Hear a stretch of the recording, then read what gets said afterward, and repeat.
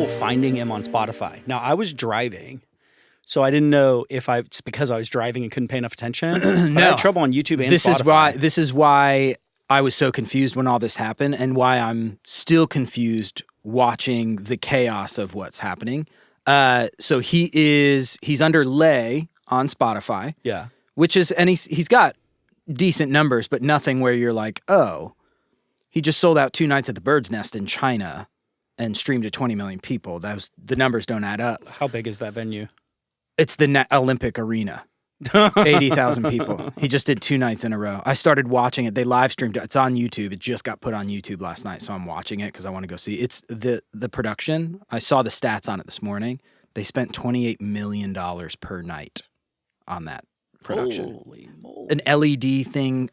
It's crazy. I'll show you clips. But all that to say, Lay's profile here is just under Lay. All of his main music he's kind of kept to China. So for instance, this record has not been released internationally yet. So my song, that's what's crazy. My song, Other Side and Ordinary Human, just broke the sales records in China as mechanical downloads as well. So it's like, it's not even on streaming platforms yet. Because over in China, I learned you can do 30-day exclusive releases with platforms. So it's only on QQ as a digital album right now. So people actually have to download it. Gotcha. Meaning they have to buy it. Uh-huh. Wow. And it's Man, cool. they've got shit figured out. Well, they have, and people are doing it. And artists are thriving, I think, because of it. I don't know. I'm learning by fire. I'm just sitting here, my mind's been blown watching how massive of an artist he is. I think we're in the podcast already. Yeah, it feels like it. It feels like I was just giving you a heads up, too, because it's like the... Well, I was just asking for heads up, but I'm like, oh, that was interesting. Yeah. Well, then let's back up. Like, how were you contacted by Lay?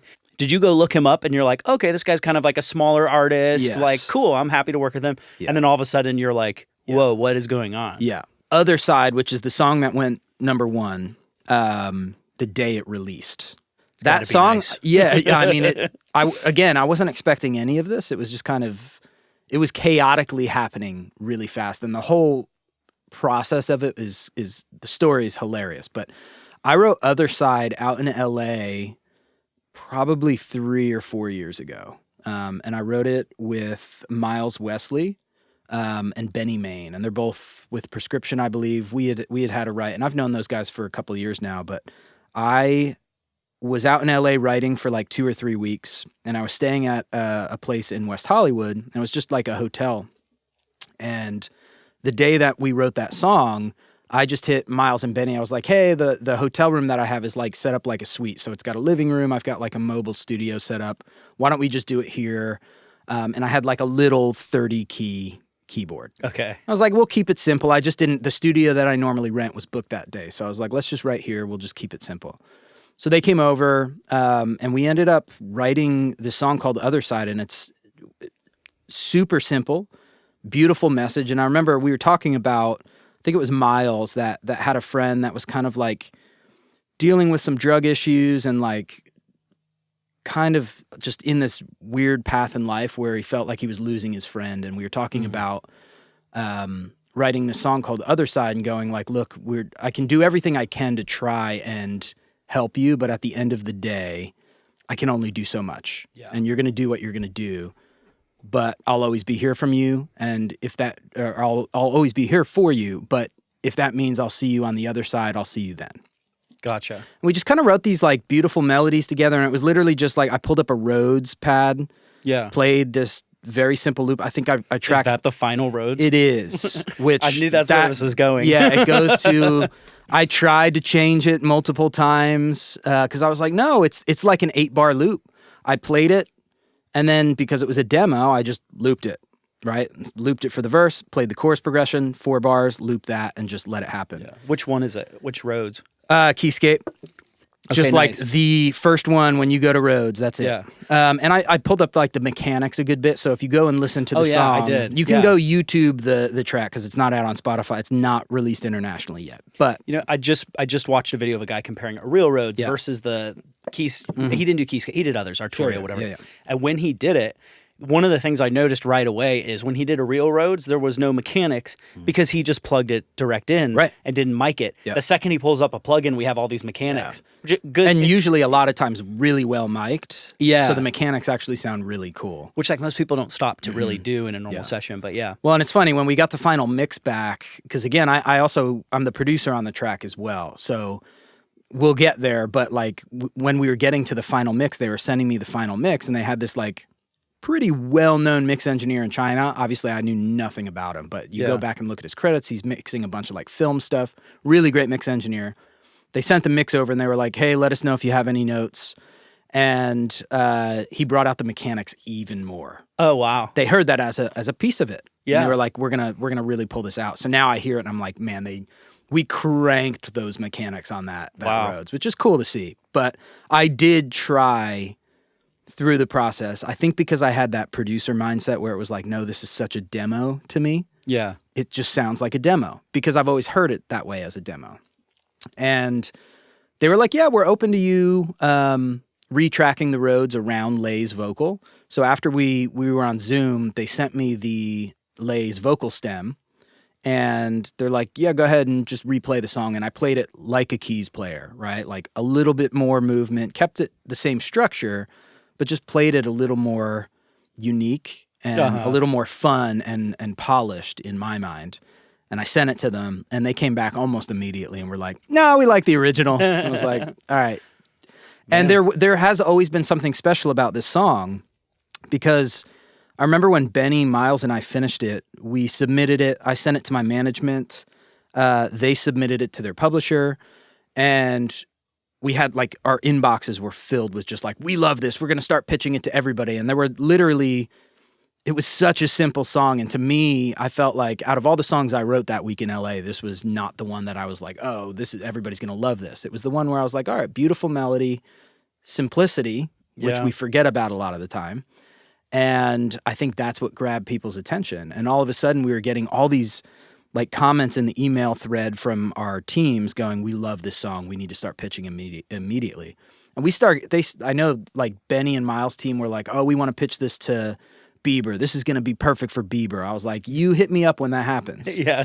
And over the course of a couple of years now, that song has ironically had some random little things happen to it with movement. They're like, oh, I think so-and-so is going to cut it. And I just kind of let it go and go, all right, let me know. And then you never hear anything. But for whatever reason, this song has always had attention on it. And it's always had this like life of its own, just trying to find a home. And then about 6 months ago, Miles texted me and he goes, hey, there's a K-pop artist. He's probably going to cut Other Side. They're going to be sending over contracts. We retain publishing. We're also going to be the producers on it. So they got producer fee, all that kind of situation. And I was like, all right, great. Who is it? And he sends me Lay's name. Mm-hmm. And I did exactly what you did, which is like, all right, who's this guy? And I just pull up Spotify because that's what we do now. Instead of Googling and going like globally, who is this guy? Which I'm going to do right now. Keep talking. Yeah. And so I Spotify him, and obviously, again, he's got some great numbers on there. And I saw that he was part of the K-pop band EXO. Yeah, but his numbers aren't. No, it's not Olympics. No, like I know like a lot of people in Nashville with these numbers that are like struggling. Right. And so I was like, all right, well, you know, this song has had all these random little potential opportunities. This kind of is to me. But I was like, look, a song deserves its home. Can you it's been drop a couple who the other years. opportunities are? Or the secret, top secret? I probably won't because I don't want to. But they were cool? Some of them were cool.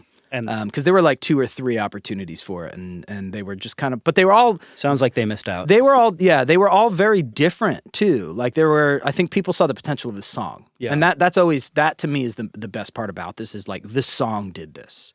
This was not like so-and-so's management knew so-and-so and like pitched it in there. Yeah. It ended up in the pitch, which a lot of these like K-pop, M-pop, C-pop, all of those artists, their teams are going and just getting catalogs and catalogs of songs, especially from over here, looking for songs to cut. And that's kind of how it happened. So Miles texted me, and Miles had I think 1 or 2 songs on his last record. So he was already like tied in with that camp a little bit. And this song just happened to get pitched with all the other songs that publishers were sending to Lay for his new record. And the next thing I knew, that like contracts were getting sent over. And I was like, all right, we got to get the like producer thing figured out because they want the stems. So we're getting all that sorted. And I talked to Miles. I was like, all right, let's, make this move forward. I'm all in. And I got a message on Instagram a couple days later, and it was like hidden in the general thing, so I didn't see it for a couple weeks. Yeah. And I went into that little folder all of a sudden, and I saw this guy, Six is his name, and he works for Lay. He's Lay's like personal A&R. Really. Is it the number or spelled out? Spelled out. Okay. And great English. Like him and I started talking on Instagram, and he just goes, hey, I just want to say, like, we're huge fans of this song, Other Side, that you wrote with Benny and Miles. And he did exactly what he does, which is, do you have any other songs? And I was like, hell yeah, I've got other songs. And honestly, Six and I just hit it off. I just, when you can tell somebody's like just good people. Yeah. And you're like, and he also, like, he had a couple comments about the song where I was like, you know what you're talking about musically. So I ended up putting like a disco playlist together. It was just like, here's a bunch of songs that I have sitting around that, again, I know very little about Lay at this point, but I think they'd be good fits. Sent it to him. He goes, can we hold this, like 8 songs? Ooh. And I was like, yeah. Whoa, all right. Is that an instant yes for you, or is that scary at all that you're just like, I want other people to maybe have these songs too? No. I've gotten so tied into this world where it's like it feels like publishers so much of the time are like, well, we want to hold this for so-and-so. And you know how it is. It's like, all right, then go make it happen. Mm-hmm. But that's just not how this works. If a song has a home, I don't care how big it is or how small it is. If the song has an artist that's going to honor the song, then I'm all for it. Absolutely all for it. And a lot of the songs that I pitched for Lay were songs I've had sitting around for a long time that I've known are good songs, but have just been kind of like sitting in my catalog, not having anybody pitch them, because I've been independent publishing-wise for many years now, and have done this all on my own with my manager, and we've just kind of done this thing, and that's been amazing. So no specific publisher? Nope. You're the publisher? Exactly. Gotcha. And that's why I really love this kind of like relationship with Six. All of a sudden I was like, here's some songs, and he's telling me, why he liked these ones. And there was one more in there that I had written with my buddy Willie Shaw here, and it was originally called The Top. And Six ended up reaching out going, Lay really loves The Top, but the lyric, we had like the second verse we had written in that. Willie was like a former financial advisor, I believe, or he studied finance, right? And I remember when we were writing this song, we ended up writing, like the whole second verse is about having to wait for a 401k and an IRA. We literally say IRA and 401k in the verse. Oh, wow, man. We should sell it to Edward Jones. Exactly. And obviously that didn't work lyrically in China. Okay. So Six hit me up and he goes, are you okay if we like bring a translator in and kind of rework the lyric and then go back and forth with you? So we reworked the lyric for a couple days just over text. And the song ended up getting changed to Ordinary Human, and Lay ended up changing kind of what that top line meant and was, because it's very much a song about like getting to that point in your career where you feel like you're on the top, right? And he wanted to make it fairly personal for himself. So we changed the lyric, but same situation, sent the stems, which was a demo again. They love the demo. I redid like the bass part, and I think I redid some like keys parts, but just like tightened stuff up, kept everything exactly the same. Well, I listened to it. It sounded really good for a demo, man. It sounds great. And it's, that one was even crazier because that was much later in the process. And this is now the point, this was probably like a month ago. I sent that probably 2 months after Other Side was already like tracked and done, knowing no idea of like, when is this record coming out or when is Lay going to release these? I was just like, it's whatever. They're cutting it, so that's cool. And then when it comes out, it'll come out. And I'm going back and forth with Six on text, and he's sending me some like updated mixes on Ordinary Human, formerly The Top. And I'm listening to it. It's all in Chinese now, which is cool to hear because it's like I feel like I'm learning Chinese, but I'm not. Have you learned any I mean, words? if I've learned what sound like words. Yeah, okay. I don't know if they're actual words. But it was cool to like listen back and listen to the like dialect and try to like give some mix notes on how we can like tighten it up with the production and whatnot. So we finally get there, we land it, they send it over. They're like, this is not the final mix, but which the one you heard, I don't think is the final mix. Okay. So this was just like a month and a half ago. And then all of a sudden I wake up on a Sunday and I'm like tagged in a couple like random things from like these Chinese accounts. And I was like, what is this?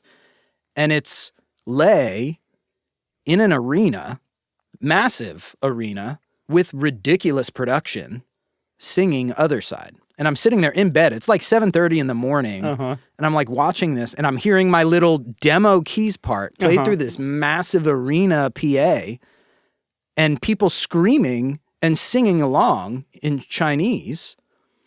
Actually, that was the English version they were singing because he does the English and Chinese version. Bitch, this is AI. Yeah. And I'm like, what's happening? Is this Sora? And why am I getting tagged in this? And also, when did this release? Yeah. So then I'm like, I'm on Spotify. I'm like, I can't find it. You just like send the songs out and like you don't know like the release date of everything. No, and I wasn't keeping up with that. I was just like I was going back and forth obviously on a weekly basis, like giving mix notes and making sure everything was good. But I never asked like when's it coming out and whatever. Yeah, it's like it'll happen. Yeah. So then, mind you, we haven't even finalized Ordinary Human yet, but I've heard the like first mix of it. Yeah. And then I'm tagged in another video, and he's playing that live as well. What? And I'm like, what is happening? And oh God, do we have the contracts finalized? You know, you get a little worried in this industry where you're like, did I just get screwed? Yeah. Have you been screwed before? Yeah. Oh, absolutely. You have to. If you haven't been screwed in this industry, then you're not making it, I guess. I don't. It's just it's a scummy industry, unfortunately, and there's goods and bad. But we love what we do, and that's why we do it. Yeah. And at the end of the day, there was like this like thing happening where I was so stoked and emotional watching this song of mine from years ago, very simple song, sung in this arena in another country, and 40, 50, 60,000 fans singing it. And I'm like, it's not even released. It's amazing. So I mean, and you just woke up, but like, are you feeling those emotions? I got both. You had both sides, right? Like, I'm excited. I'm like kind of tearing up because I'm like, it's those melodies. That song means a lot to me, and I've known it for years. And when you hear that many people in what feels like another world singing this song, you're like, this is amazing. And then you've got the other side of you going, oh God, I think the contracts, we got everything signed. Yeah. Also didn't realize it was going to be this big. And then it was like the songwriter part of you is now like, okay, livelihood, how do I collect? What does this mean? And that turned into to this day, a long monthly learning process of the Chinese music market. And the good news is, was not screwed. And I never thought that because I knew I was back and forth with Six directly. We had contracts in place. They were just going back and forth because they're bilingual contracts. And just trying to make sure that the song is still, you know, my copyright and my name is attached to it. And you never know. It's like, and then it's not released over here, so you can't even look at the credits. So the good news is I was able to see, and they are really great with credits over there. It started popping up on YouTube videos over the next couple days, where people were like syncing it to videos and whatever. And a lot of them show the credits, and it does have us as the songwriters and me as the producer and all that. And so everything is aligned. I don't think I knew the vastness of what this was about to be. Yeah. So take me to that moment. So like, what did you start doing? Are you like texting people? Are you like Googling? Oh yeah, him? I'm texting my manager. How is he in an arena? Yeah, like, I'm texting my manager. We're like watching the video. I'm texting Miles and Benny, and they're like, "Wait, what?" And they're everybody again. Our response is like looking for it over here, and it's not released, and it hadn't been released. It was coming out that week, and so it hadn't even come out, and everyone knows it. Mm-hmm. How do they know it? Because he had been playing it on tour. And I didn't know. This was just the first video that I saw. Got it. So it came out 2 or 3 days later after I saw that video. And I get a screenshot. I was tagged again. And the only way I've been finding these things is truly from being tagged in posts from K-pop fans. Because K-pop fans are fans. Yeah. They know everything about everything. So I started looking, and then all of a sudden I got tagged in this like billboard image. I was like, does that say what I think it does? And it's the Billboard charts, the Chinese Billboard charts, which are based on sales and performance. Not like over here where it's like, you got a label putting money behind a song for radio. That's how you get on the Billboard charts over here. It's radio play based.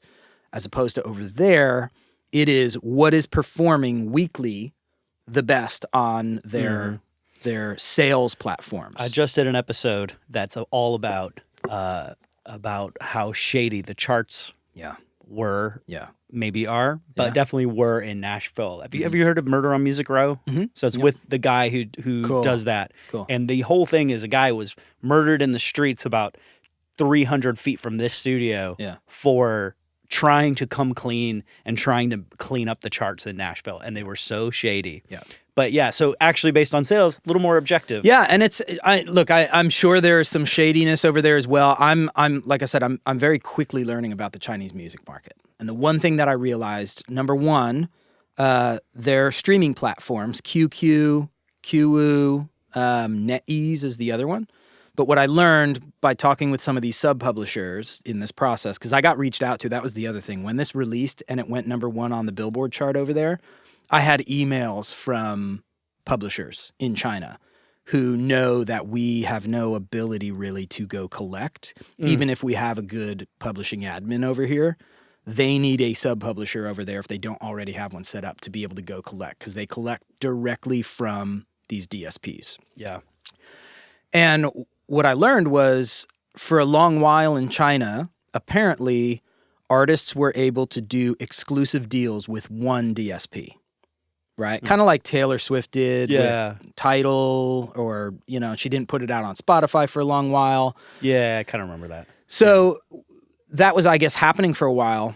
And the Chinese government came in and said, you cannot do that. You can't do exclusive releases with DSPs, which is funny because over here I'm like, well, that's funny. That doesn't sound like communism to me. I would have thought it was the other way. All that to say, the way that it works is now they're allowed to do 30-day exclusive releases with one platform. And then it releases to the others. Got it. So when this happened, when Other Side went number one, and Ordinary Human, by the way, was number 12 as well. So I had both songs on the charts the day it released. When it released, it was only out on QQ because Lay did an exclusive deal with QQ for the first 30 days. It's also not streaming. It's download only. Yeah. Now, it will go to streaming eventually, I believe. But for right now, it's called a digital album, and you do have to download it. And I believe you get over there, they tie things to it. Like you get digital trading cards and some goodies. Some random like merch things. Yeah. So it does encourage people to download music, it seems. Yeah, it makes sense to me. So then, if you can't get it elsewhere, exactly, dude, people would be lining up around the block to buy the Taylor Swift digital download of Life of a Showgirl. Right. They would be paying money for that if it wasn't free on Spotify, where you can just go, oh, let me check it out. Correct. So that's been really interesting to watch. And then the day it released, I was starting to get tagged on things on X as well. I looked up your song on YouTube, and maybe there's other spots on American YouTube, but the first one that came up had like 700 views, but it's in a stadium. Yeah. And I'm just like, why isn't this coming to America? Correct. So Now, mind you, these songs, by the way, we did English versions as well. So there is an English version of Other Side, which is ironically, the one that went number 1 is the English version. Interesting. He did a Chinese version, which is the bonus track on the record. So if you go look up Lay's record, which is called Rock the Heavenly Palace, the last track on the record is in Chinese, and in parentheses you'll see it's Other Side Chinese version. Gotcha. Ordinary Human is in Chinese, and then we cut an English version as well. And the whole point of the English version is if he decides to release internationally, which he hasn't decided yet, obviously what we'll release over here on Spotify and Apple Music and all that will be the English versions, and he'll usually do the Chinese versions as bonus tracks. So God, I wonder if you get, I guess it wouldn't work that way because they have different streamers, but it'd be nice if it came in with a built-in, however many, do you know how many streams or downloads it has over there? Yeah. What is it? It's insane. And this is all what happened back to that point. That first day, what I was getting tagged in on X were all these super fans, all these like K-pop super fans, posting these screenshots of the album breaking records. I was like, what does that even mean? So it did, in the first 47 minutes, 500,000 units. Wow. So over here, it went gold in 47 minutes. It did 18.7 million yen, which comes out to about $2.8 million US, I believe, is what it was in the first 47 minutes. Wow. Which these are people paying for it, which means I'm personally a lot more like, oh, that's actually gold. Whereas like what we do over here is we're like, you had 1 billion streams and there's some conversion to like that means this or that. Right. Which we got to do it, but it's a little less satisfying. Exactly. So it's been really kind of interesting to watch the Chinese market and how it functions this way. But I did start realizing, like, I kept getting tagged in all these things of like, he breaks the sales record or his former sales record and all these random things. And then that's the same time that I'm tagged in the Other Side as number 1 on the charts and Ordinary Humans number 12 on the charts. I'm like, all right, this is beyond what I thought this was going to be.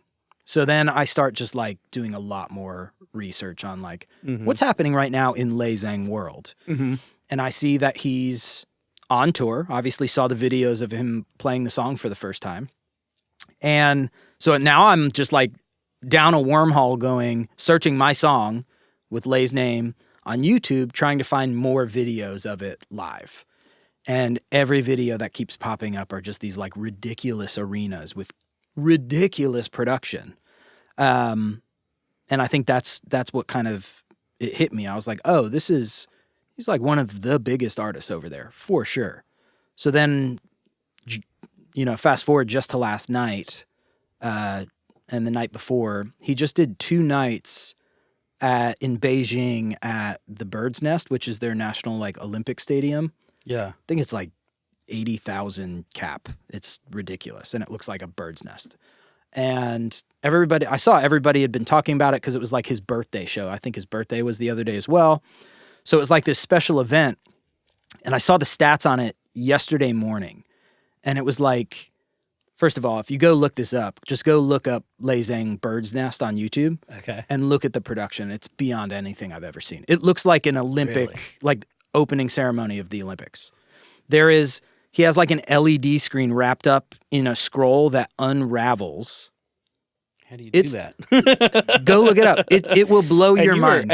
And people listening wouldn't know this, but I mean, when I met you, you were a stage manager, right? Tour manager. Yeah.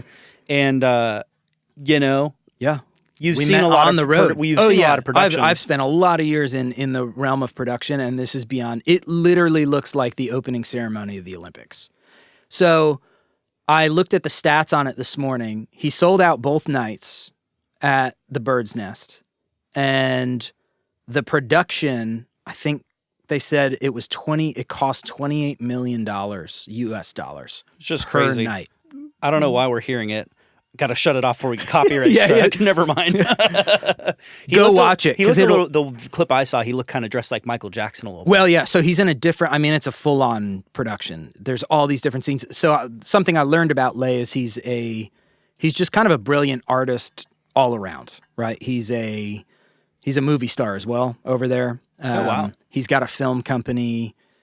he does his music This thing. interview, and especially my reaction, is going to sound so dumb to anyone who's a fan. I know. Because it's like we're talking about Justin Bieber, and I'm like, oh, so right. how's this Justin guy doing? Yeah. You know? Well, and I think that's what's been kind of blowing my mind. Maybe bigger. Justin's not in any movies, right? I mean, I'm sure he's in something, but like, no. Why isn't that kid acting? Anyway. All that to say, the thing I realized was like, I've been trying to compare it to anything. You know, it's like Taylor Swift's production and this and that and how her records do. Yeah. And I'm like, oh, this is why I just spent the past week talking to Chinese music outlets. Yeah. Because he's the biggest thing over there. Wow. It's mind-blowing. So it's been a really fun learning experience to see. And again, at the end of the day, for me, seeing the song in a home like that is what makes me happy. I mean, that's so cool to hear everybody singing it along, and it hasn't even dropped yet. Yeah, and that to me, that's been the most exciting part for me. The downside is I feel a little detached from it, right? You get a number one over here, and it's like BMI wants to throw you a party, everybody's around you, and then you're like booked out for the next year, and it's like, you know, all that's great. I got my number one, and the day I found out, my manager was leaving on maternity leave. My fiance had a dental procedure, so she was high as a kite. And I'm like calling everybody, and they're like, that's amazing. It like sold 500,000 units in 47 minutes. And I'm like sitting in my studio, and my best friend from like growing up lives down here now. He just moved down here from Philly. And I called him, and he's not even in music. And he was like, I'll be over with a bottle of Willet and a cigar. I was like, hell yeah, dude, let's go. And we just sat out back and talked, and he knows, you know, he's not even connected to what it means in the music industry. He's just like, it sounds cool, dude. Yeah, yeah, dude. And honestly, like, I've been talking to a lot of people about this. I don't know if you feel this way, but do you know Rob Ragasta? I don't know. Okay, Rob, he's a buddy of mine. I love him to death. He wrote a couple of Jelly Roll's big hits, and he said something to me once that resonated so much, where he's in that position similar to this, where it's like you get all these like really amazing accolades and everybody knows about them, but like it almost feels like you're doing them backwards half the time. And he said, sometimes it feels like I'm falling up the stairs. Interesting. And that what does that mean? You're climbing, right? Yeah. Like you're getting there, and you're hitting all these successes, but it feels like you're kind of doing them backwards a little bit, right? Like they're not coming in the traditional way. It's not the traditional number one where like it feels like the whole town shuts down as like, let's celebrate you on BMI's rooftop. It's like, no, it's over in China. We don't really get, you know, what does that mean? Well, it means the same thing. It means that I have the biggest song over there right now.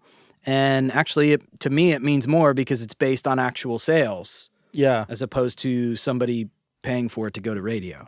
Right. You know what I mean? Right. Which is just nuts. Like, I haven't been around this much, but one artist that I have been around found out how their radio promotion campaign worked. And what it is you pay somebody tens of thousands of dollars, and that gets you nothing. Yeah, they were also in the Christian music industry, so it's a lower bar. Sure. But they're paying tens of thousands of dollars to get the song to radio, and that's how they started establishing their career, and that's just how it works. Yep. That's how it's worked for many years, and that's if you've got the budget to put a $2 million radio campaign together, you can get your song out there on radio, and it'll probably take.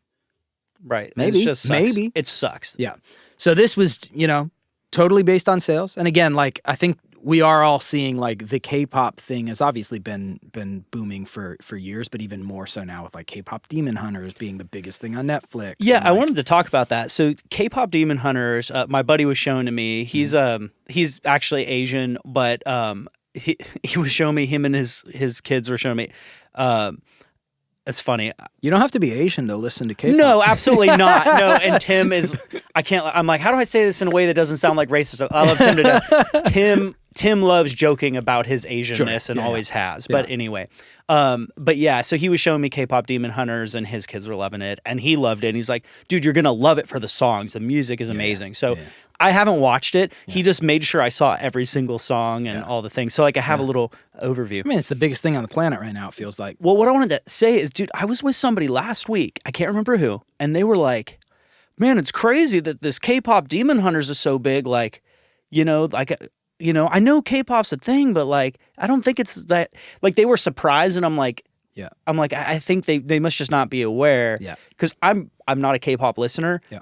But I know for a fact it's like one of the biggest things in the world. Yeah. But it's just interesting. Same as with Lay, it's like a huge portion of the world can be doing this, listening to this style of music. Yeah. But you could be over here and kind of be just unaware. Yeah.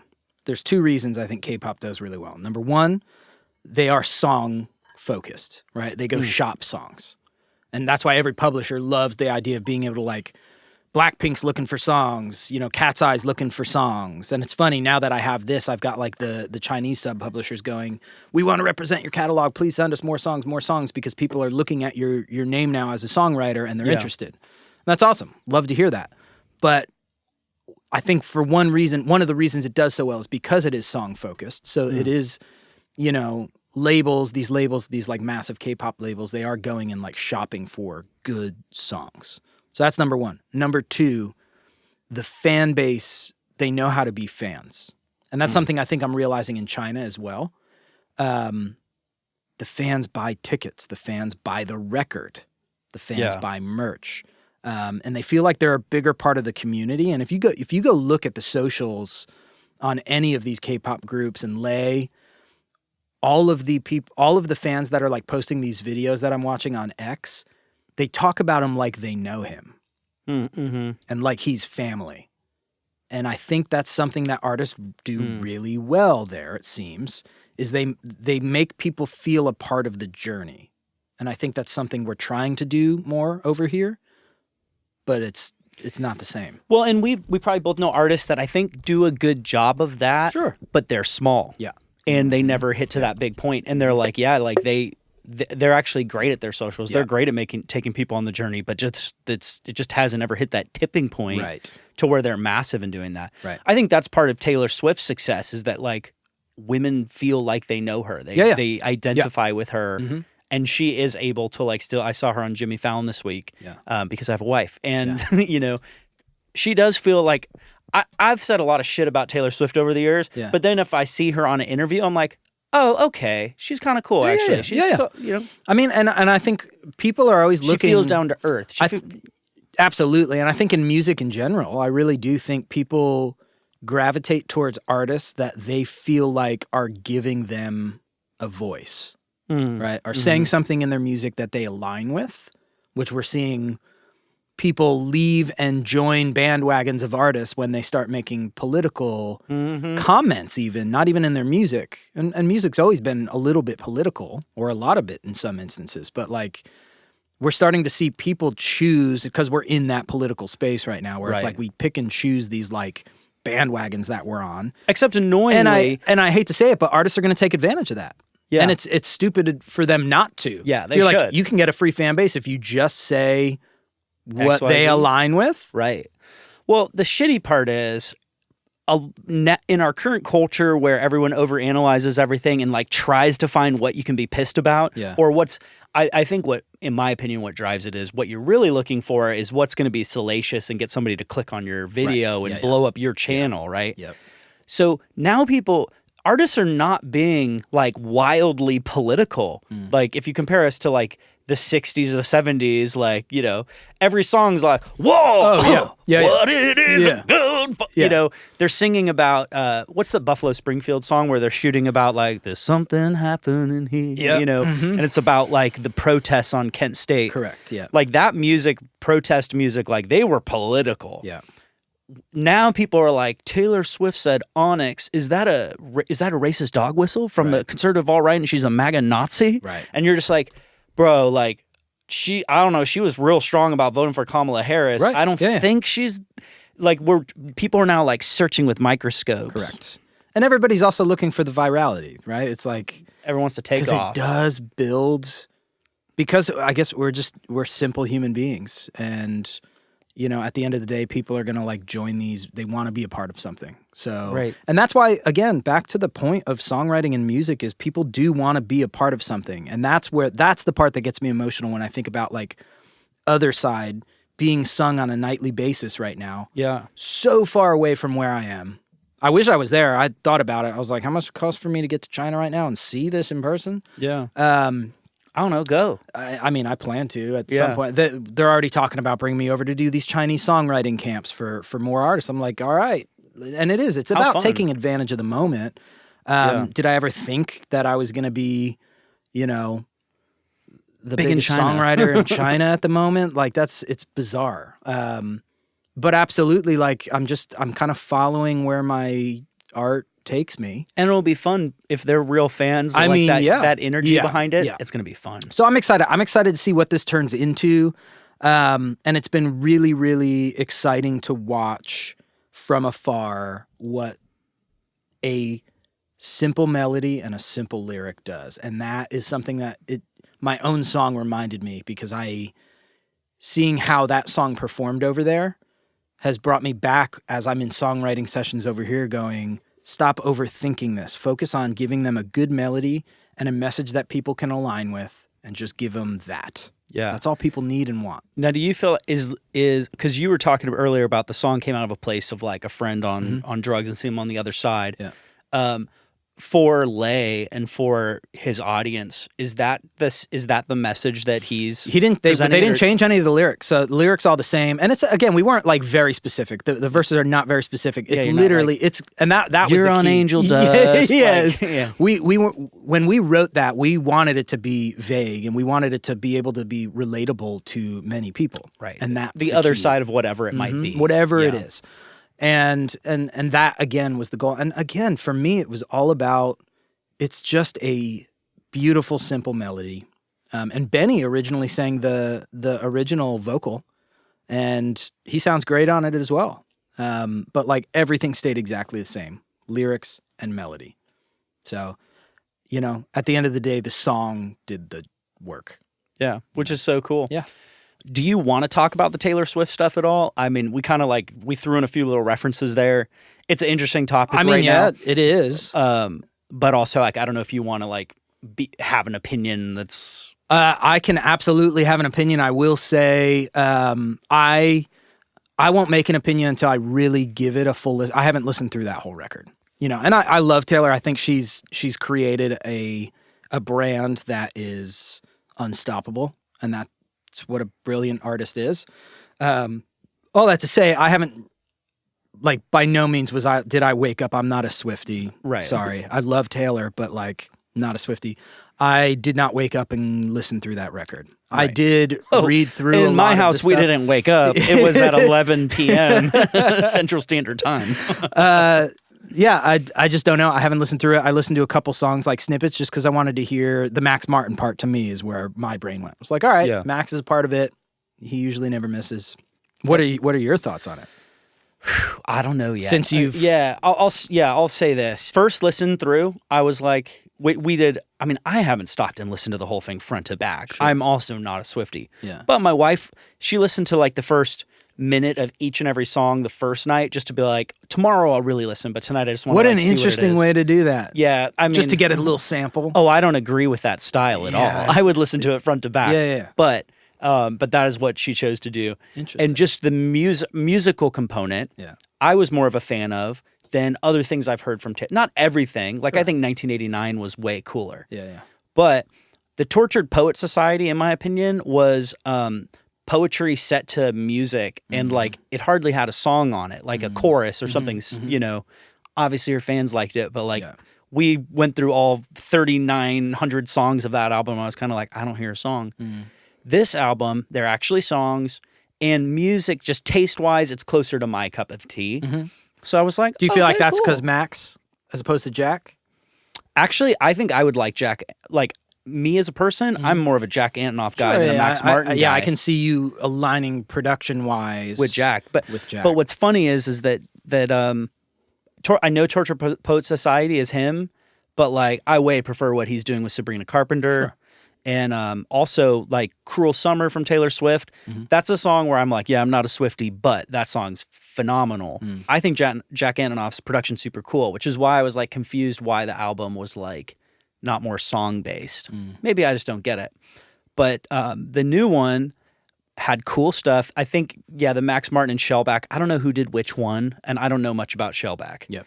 But all I'll say is the album has numerous songs that are stuck in my head and that I'm really enjoying. Goal number one. Yeah. My wife was doing the dance for Ophelia. Was it Ophelia? She was learning the dance for that. We watched the music video. I'm like, okay, this is a really freaking good music video. Yeah. After hearing it 10 times, I was like, it's a really good song, well, actually. And I think that, again, looking at Taylor from like a broader perspective, like she's built, it's an artistry. It's not just about the record, right? It's about everything else that comes with it. And that's the ultimate goal nowadays in the like consumer-based market that we are and the content market that we are. You got to put in, it's not just about the record. Right. And you know what? Maybe it never was. We were, when you and I were talking off camera, like we were both in England at the same time. I went to the Beatles Museum in Liverpool, 2 different Beatles museums in Liverpool. And the one of them was just like lots and lots of artifacts.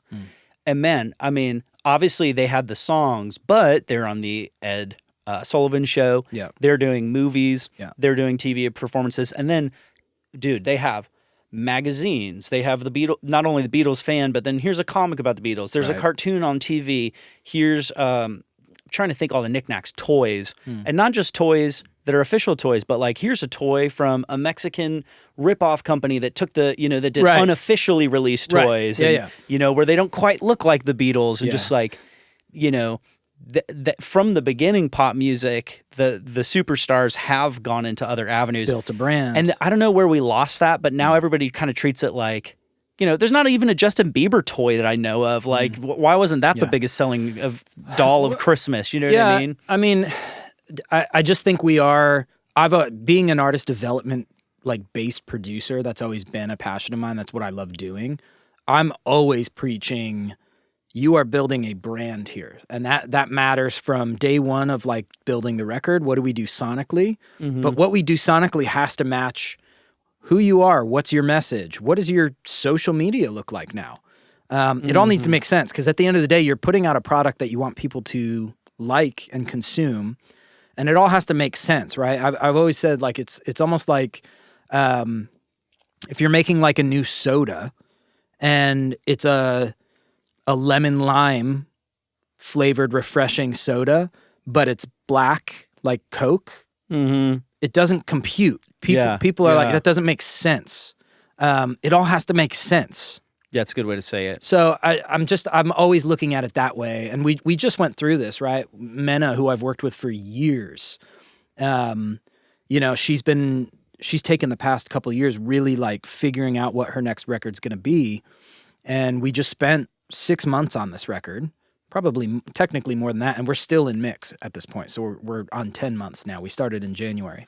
But when we first started talking about the record, she started talking about how influenced she was by like the Renaissance and like medieval, dress and this and that. And we started talking about like, what would it be to be medieval pop? What is that? Yeah. Because that's cool. That's fun. And so we experimented with that. And she had a ton of songs and she's a pop artist, but she's also got these R&B influences and all that. And she's had success doing that. But I'm like, who are you at your core and what is your brand? And she's like, if I had to sit there and really kind of like depict who I am, she aligns with like this medieval type dress and this and that. So we started exploring that and we went through every song and we're like, all right, how do we incorporate like Renaissance instruments? And what is this medieval pop thing? And it was... Did you find some? Oh, yeah. Yeah, she bought a lute. She bought a lute? Hell yeah. So there's lute all over the record.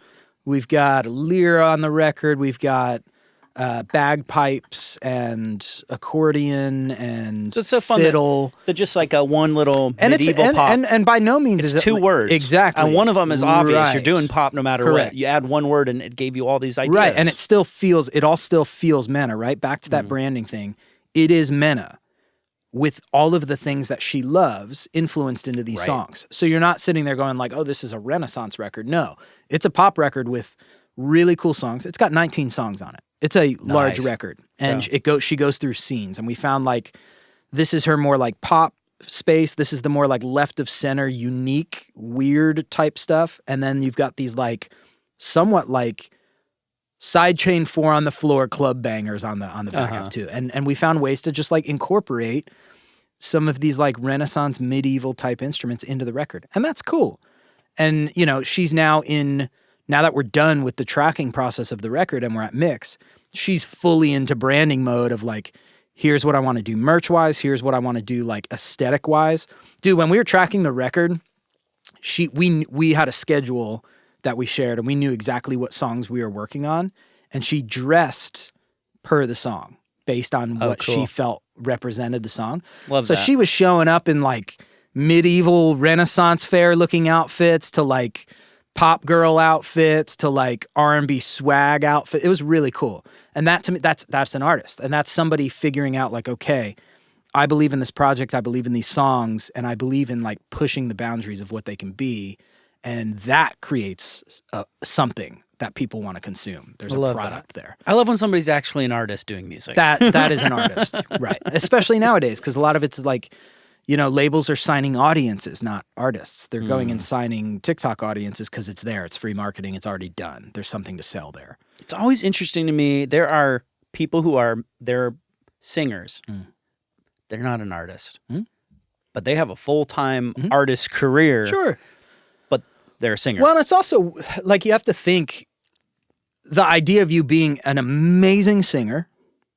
Now, mind you, MENA has both of these things. I will say that. And this doesn't happen all the time. But like to be an amazing, gifted singer and an amazing artist is rare. There are think about all the artists back in the day. They didn't write any of their songs as well. Sure. Half the time. You're just a great singer. That's fine. You can develop an artist. You can develop into being an artist. That takes time. You can develop your vocals, but you do need the gift. Right. So for me, I'm always like the artist part is the part that you should be developing. If you've got the pipes and you've got great songs and you're an amazing vocalist, you should be putting some of your bandwidth into who am I as an artist now. Now I take my skill sets. It's not if it's about your vocal, great, and that's what I'm always looking at from a producer perspective. If you're a vocalist, that's got to be the key to the record. Let's make sure the production stays out of the way of your vocal, but also honors your vocal. Number 2, you as an artist, what does that look like? How do you build that? Because you've got this, you've got the vocal. We know that. Right. And an artist, obviously that word can be taken a lot of different ways, and I think you probably mean it in all. But like, so what part of being an artist is having more than just I can sing a song, like you're talking about, like what, like the look, what marketing, the message is, the message, what your overall, like, what is it that you want to sell to your fans? But then the other side of artist, and this is, I don't know how to say this, but it's just the thing, like you see a kid and you're like, oh, they're kind of artsy, and it's more about like a mindset or a mind that naturally makes interesting connections and tries to say something through that. Correct. Yeah.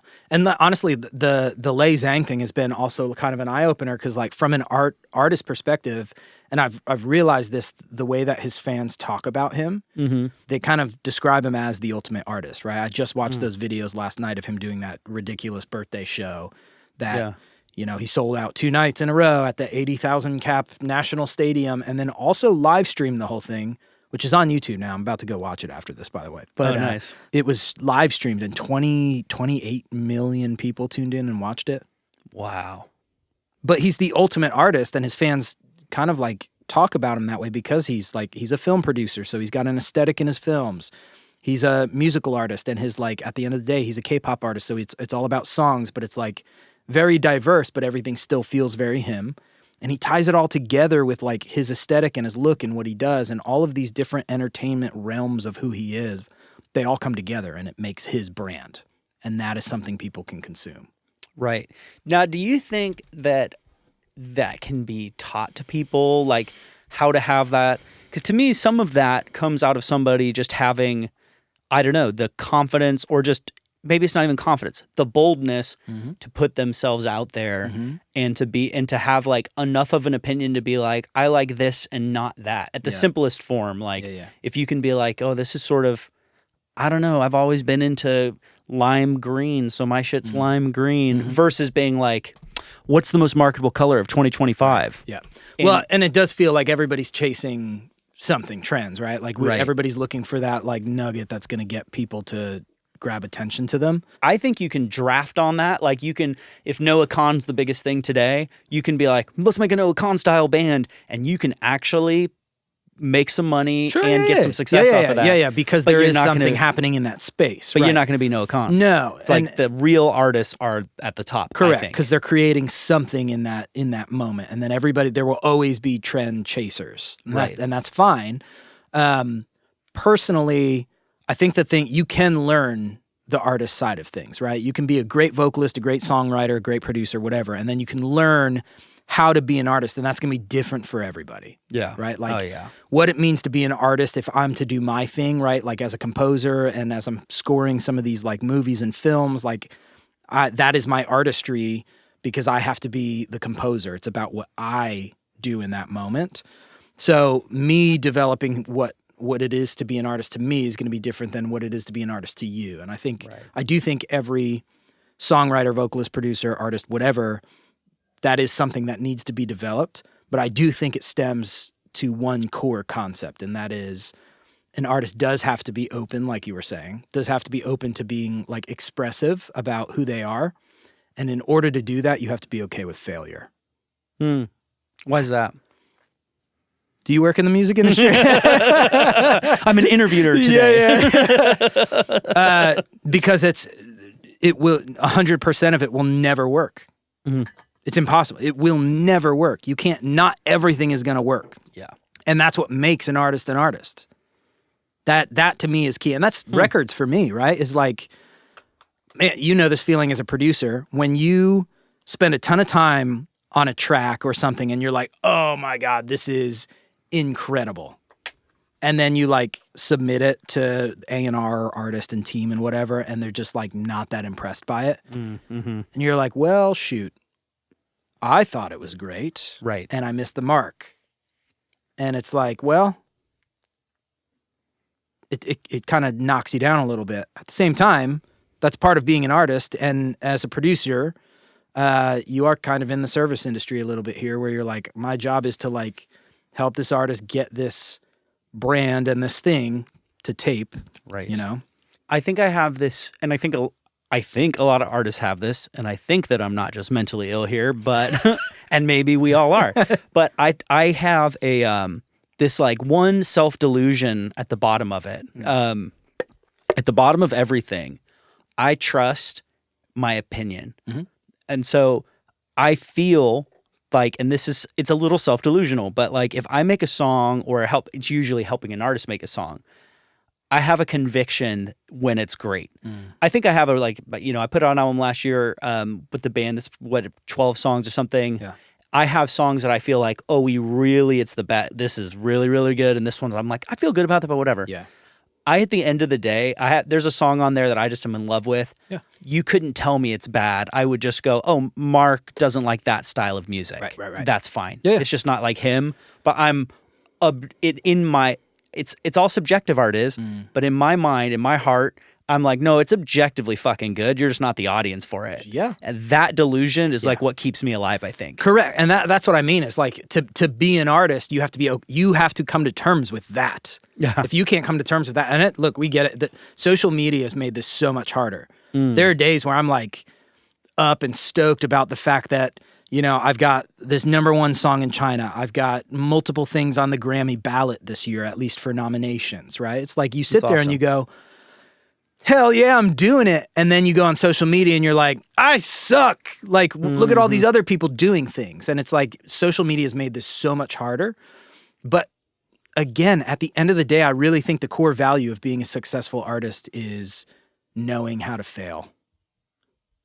If you know how to fail, it can only get better from there. And because in order to be an artist, you are going to fail at some things. And this is anything in the music industry at this point.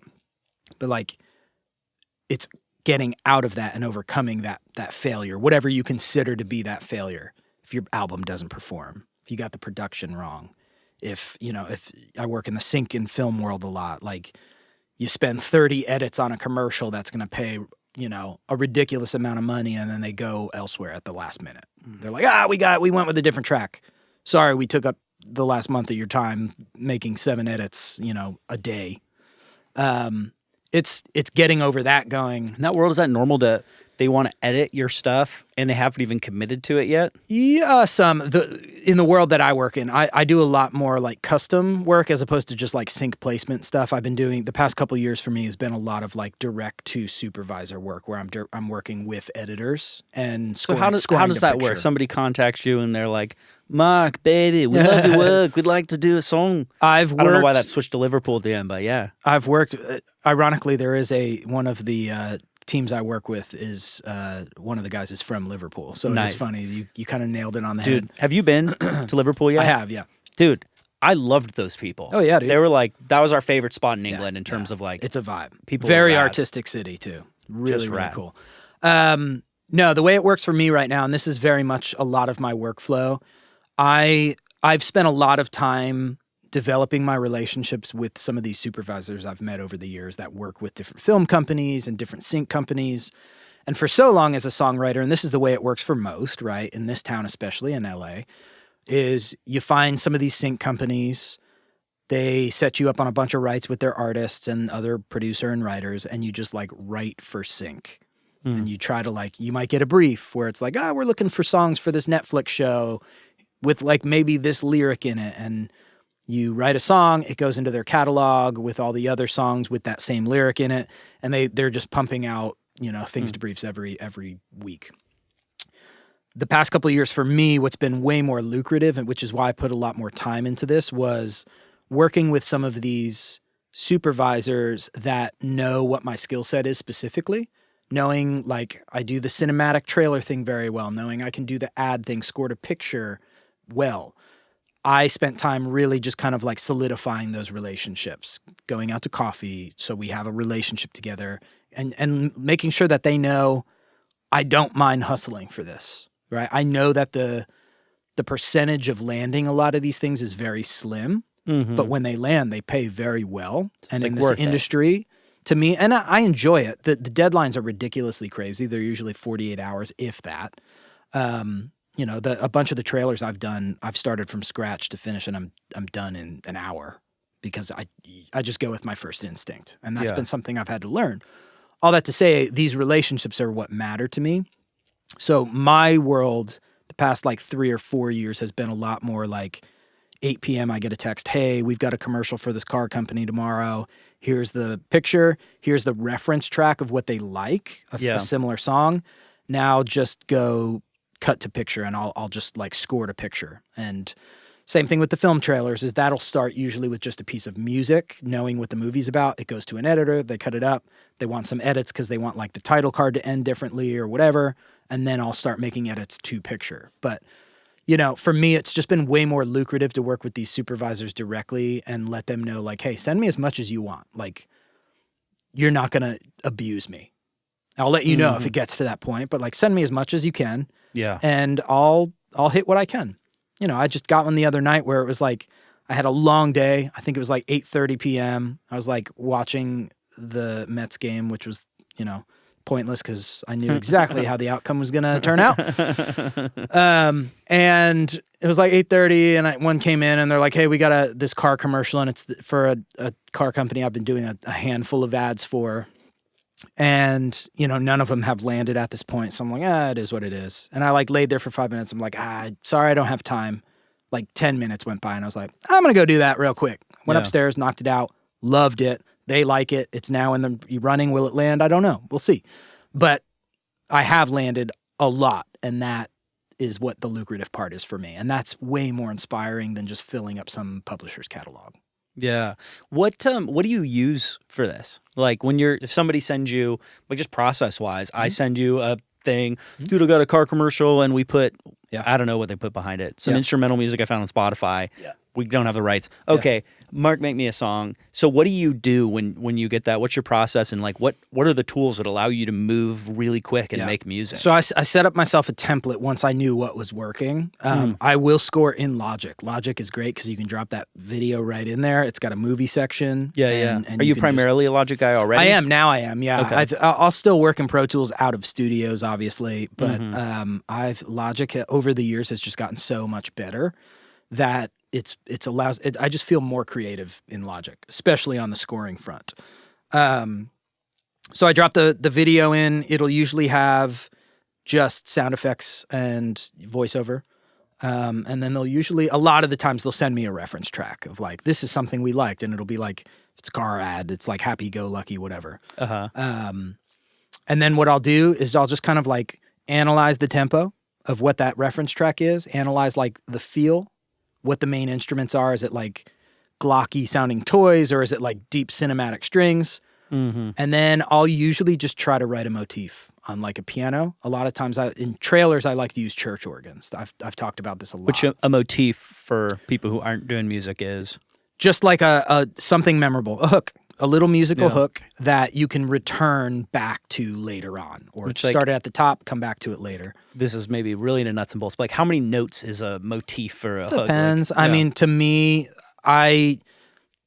typically when I'm writing a motif, it's like between 2 and 4 bars. So like maybe 8 notes.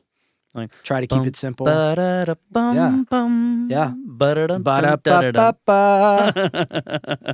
I'm making money. I mean, you go look. Do you know a lot of those were Barry Manilow?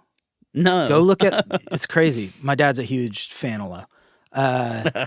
And I didn't realize how many jingles Barry Manilow is the like genius behind back in the 70s and 80s. I'm pretty sure he did that McDonald's one. It's crazy. Wow. And they pay really well. So yeah, for me, I'll drop it in. I'll try to find a motif or something that's memorable. And then I just craft. It's almost like crafting soundscape at that point. It's finding like textures and also understanding 2 things. Number one, how editors work. I've learned a lot working with a bunch of different like film editors of like major motion pictures and even just commercials, understanding like hit points, things that they're going to want for scene changes and stuff like that. And then also understanding like how to keep your instrumentation and your mixes out of the way of voiceover. Because a lot of the time, like I did one the other day, that the reference for the commercial was like dreamy Willy Wonka was the reference. Willy Wonka-esque dreaming. Yeah. So I went very much that direction, and I spent probably an hour and a half or 2 on this, and I scored the picture, cut it all up. I watched it. I was like, okay, it's Willy Wonka-esque. I think this is it.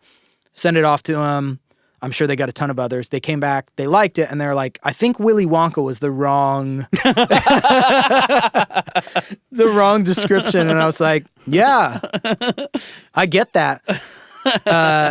But they liked elements of it. So I was like, all right. It's kind of an embarrassing one to like, for that to happen to. They're like, yeah, it's a little whimsical, Mark. Yeah. And you're kind of like, that's who I am. Yeah. Yeah. Sorry. No, and so I went and redid one, and it's a totally different vibe, but still has the whimsical thing to it. And one of the reasons the Willy Wonka one didn't work was because it was a little too bombastic in the low end. I did a good bit down there that kept it like still magical. There's a lot of stuff happening up here, but there was still some like impacts and stuff happening way down in like the sub region. And they did mention, they were like, we don't want really any sort of like big impact, just kind of whimsical up top, but it also needs to stay out of the way of dialogue. Yeah. So then you're like, okay, well, the xylophone is doing a little bit too much up in that speaking frequency. So like, what if I change it to a piano that I can roll off and make more of like a felt part? Yeah, that makes sense. Yeah. Are you using Logic built-in instruments or? Nah, I don't know the last time I've used a Logic built-in instrument. Yeah. No, I've answer. Yeah. No, honestly, some of the Logic stuff is amazing now. I will say that. Don't hate me, Apple. I have spent a lot of time and a lot of money on different instruments. libraries. So a lot of Spitfire stuff, obviously, for my like cinematic stuff. I'll tell you what, there's like obviously the Keyscape pianos are kind of a lot of my go-tos. There is a synth that I've been using a lot recently by Cale Aiden, I think is what his name is. Forget who makes it, but it's based on a classic, or is it like its own thing? It's like a VHS type lo-fi. You'd love it. Fun. It's like right up your alley, dude. It's really dope. Before I leave, I'll pull it up so you can actually look it up. But it's a lo-fi VHS type. Like everything was run through VHS. Oh, fun. The user interface on it is really cool. It's just, I've been using it a lot. It's really inspiring because it's imperfect. Yeah. And there's just a lot of like extra ear candy stuff happening, which is great in a lot of film trailer and sync stuff. Yeah, that's cool. Yeah. Has Keyscape added more instruments over time? Like I bought it 5 years ago. Not really. I feel like the only downside to me about Keyscape is like I wish there were more pianos. They did add their cinematic like felt grand, I think 2 or 3 years ago. Okay. And I've like really never gone great. to look if there's updates. There's updates. Gotcha. Because it has like 2 pianos in the version I have. You got like a grand and you've got like an upright. And then there's other things, but they're all like, it's massive for electric pianos. Yeah. Like it's got everything. There is a new, their felt is now updated. If you go update it, you'll get a felt piano, and the felt is really nice. Because it's like a Yamaha piano is like their main grand that I have. Yep. I'm like, okay, but I would really like a Steinway. Yeah. I would like, there's a number of things I would like to have. Yep. To me, the big downside of virtual instruments is that they're all the same. So like, I hate that I have the same grand piano you have. Right. Oh yeah, you hear it too. As a producer, a lot of time, I know most people are not going to hear it, but like, I can hear the Maverick in Native Instruments. I can hear the Keyscape pianos. And that's why I always appreciate. I know they're tracked and recorded and sampled so well. But I do love mix engineers manipulating them to be a little different. Yeah. To help them stand out for the song. But I am very picky. I know a lot of like, we get lazy because there's so many options and they all do sound so good. Yeah. But I'm like, all A, B, C, D, E, F, G, like 30 pianos per song just to figure out what the right one is. Yeah. And I will say it took me a while to get used to this idea. Especially when you have something like Keyscape that costs you, $500 as opposed to like a $30 VST. Right. So much of the time, the shittier sounding pianos are the ones that work in a lot of these songs. If they're too perfect, they cover too much of the spectrum. Sure. You know what I mean? Yeah. It's like the cheaper sounding ones sometimes really crush in these songs. Well, that's like, one thing I had to learn over time was like when I started out as a recording engineer, I wanted every sound to be like the best sound it could ever be. Yes. But unfortunately, like maybe my number one principle of mixing is that everything can't be the best. Well, dude, you're such a Beatles fan too, is like, those are imperfect records. Right. But they make perfection. The pianos are never stereo. Yeah. They're mono. Yeah. So much is. And we all like, when you learn how to mic a piano, they're like, take the Steinway and then put on these 2 to 3 to 4 to 5. Why not the stereo? I'm like, it's like, I guess that would be the greatest recording ever for a solo piano piece. Yeah. But we're probably not doing solo piano pieces. Right. And so all of your sounds, and I do, one of my favorite things to do when artists send me, if they recorded their own song and I mix it, all their songs are stereo, all their sounds are stereo beautiful. Stereo. I'm brutal with like, this doesn't need to be stereo, this doesn't need to be stereo. Like you get like 1 or 2 maybe, but pianos, like I will often keep the stereo, but it's panned to like this direction. And I guess if you're only listening to audio, that doesn't make sense, but it's to the right anyway. Yeah. It's a little wider than a mono, right? It gives it a little life, but I'm like, it doesn't get to be all the way left and right. Unless this is a piano driven song. Because it's weird. And think about it. If you're watching a band, are you ever like with your head in the keys where you're going to hear this left to right motion? It doesn't make sense. Which is why the whole like with spatial audio and everything now too is like, I don't want to feel like I'm in that space, honestly. I've spent the past couple of years really training my ear and myself to like mono, right? We hear mono and we're like, that's not good. Yeah. You didn't use 2 mics, or like, even if you did, it's just mono now. That's boring. Mono's boring. And I've started to really like enjoy things that are mono. Interesting. I've been trying to force myself to. And that's actually been mono really for great. a lot of people's listening experience. Yeah. So and there are moments for that. I just did a song not too long ago where towards the end of it, and it's a very like Motown-ish record that I absolutely loved being a part of. It's for, do you know Jackson Dreyer? Yeah, yeah. Great dude. We just did his record. It's getting mixed right now. Oh, cool. Yeah, no, he's a cool dude. He's in a Beach Boys cover band. Yeah, he's the Nashville Yacht Rock. He's insane, dude. Great, amazing musician. We had such a fun time tracking this record because it was like fusing those like 70s, 80s Motown type influences with who he is as an artist, right? And we found all of these really cool things. And one of the tracks on the record, it'll be coming out. It's called Towers, and it's much more of his like somewhat modern pop track with his yacht rock vibe, right? Yeah. And the drums, we retracked, right? And I tracked the drums myself because I've got a kit set up now in like my small room because I've been really loving dead drums. And they're really controlled. And I retracked the exact part that I had originally programmed with just kind of like a dead drum loop. And it just didn't do the same thing. There was too much, even in my small room, too much space. The drums just felt too wide and big. So I ended up, kind of mixing the rough mix, getting it to the finish line. I was like, at the end, I was like, why don't I just flip the whole drum bus to mono and just see what that sounds like, where everything in that drum loop and kit is mono. Yeah. And it was incredible. That's distorted it a little bit. And like typically I really want space and like some width in the drums, and for whatever reason, this just like dead down the center, everything else is around it.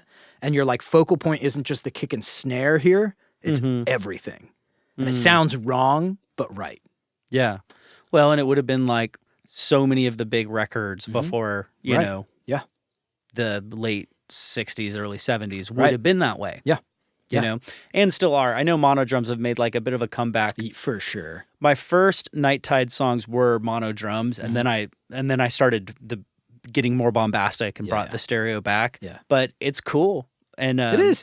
And it's per song. Like the song should be telling you, right? It's like that would not work on other songs. But for whatever reason, it just worked on this one. And I A-beat it. It worked both ways. Don't get me wrong. That's the other thing. It was cool. To my ear, it was more pleasing wide in stereo. But it was cooler mono. Yeah. I was like, that's more of a vibe. It's maybe not as pleasing to me as like an audio file, right? But like... But there's something to what you said about like everything's around the drums. And that's a characteristic that's cool and different. And it let everything else be bigger. Exactly.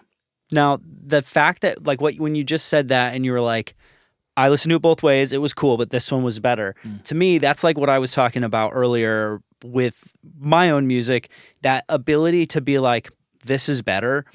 That's like, I feel like you have to have that as a producer. Yeah. You have to have an instinct. That's what your job is. And be able to decide. Yeah. It's instinct and taste, and it's understanding what that is for that artist. And that's what I would do for Jackson is very different than what I would do for Lay or what I would do for MENA, right? It's like the song is going to tell us what it needs. And I also just think we're in this period right now with AI and all this stuff happening. We got to go there. And I think, and MENA and I just talked about this the other day since we just kind of finished her record.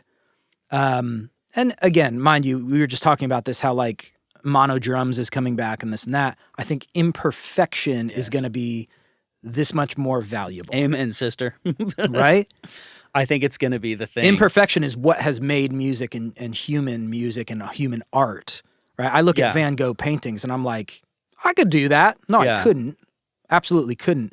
We went to his like museum over in France and like everybody's admiring it. And I'm sitting there going, And I love art and I love his artwork, but it's not my medium. I don't get it.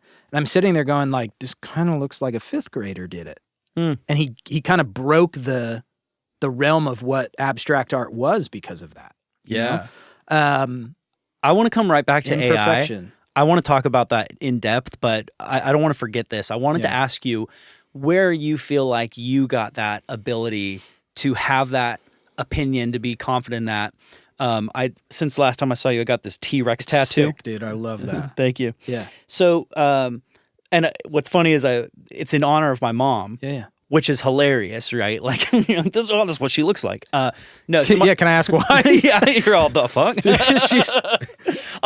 When I came up with this idea, I was with some friends in San Francisco, and my sister's friend was like, "Okay, a T-Rex in honor of your mom." She thought about her little kids, like, "Mommy, I drew you a picture, and it's a monster." Like, okay. So here's why. So in my mom's eulogy, I shared how I think the number one thing she did for me was she gave me this deep confidence underneath everything that I was smart and creative and talented. Yeah. Like, she told me that from a young age, and that's carried over. In my teen years, I wrote this. Funny, I started writing this thing one day that I thought like maybe I'll write a story. You know, I never finished it, but I was processing emotions, and I found myself getting mad at her that I had those feelings. Because I feel like at that age, I was like, she made me feel like I was like the smartest kid in the world. And then you get around other kids, you start getting a little older. That transition from middle school where all the elementary schools come together. And I'm like, there's another smart kid. Idiot. I was like there was another smartest kid from their school. Right. And I was like, what the fuck? And then he was going to Johns Hopkins University studying calculus in middle school because he was recognized as gifted. That was enough for me to be like, okay, objectively, he is smarter than me. Yeah. And so there was this age where I felt disillusioned and whatever. But I was a teenager. Sure. As an adult, I look back and go like, oh, wow, that really guided me. So in my eulogy, I shared how, and it's a funny story, I was just like, when she would always tell me her evidence for this, one of her evidences was when I was 2 years old, I could say Tyrannosaurus Rex.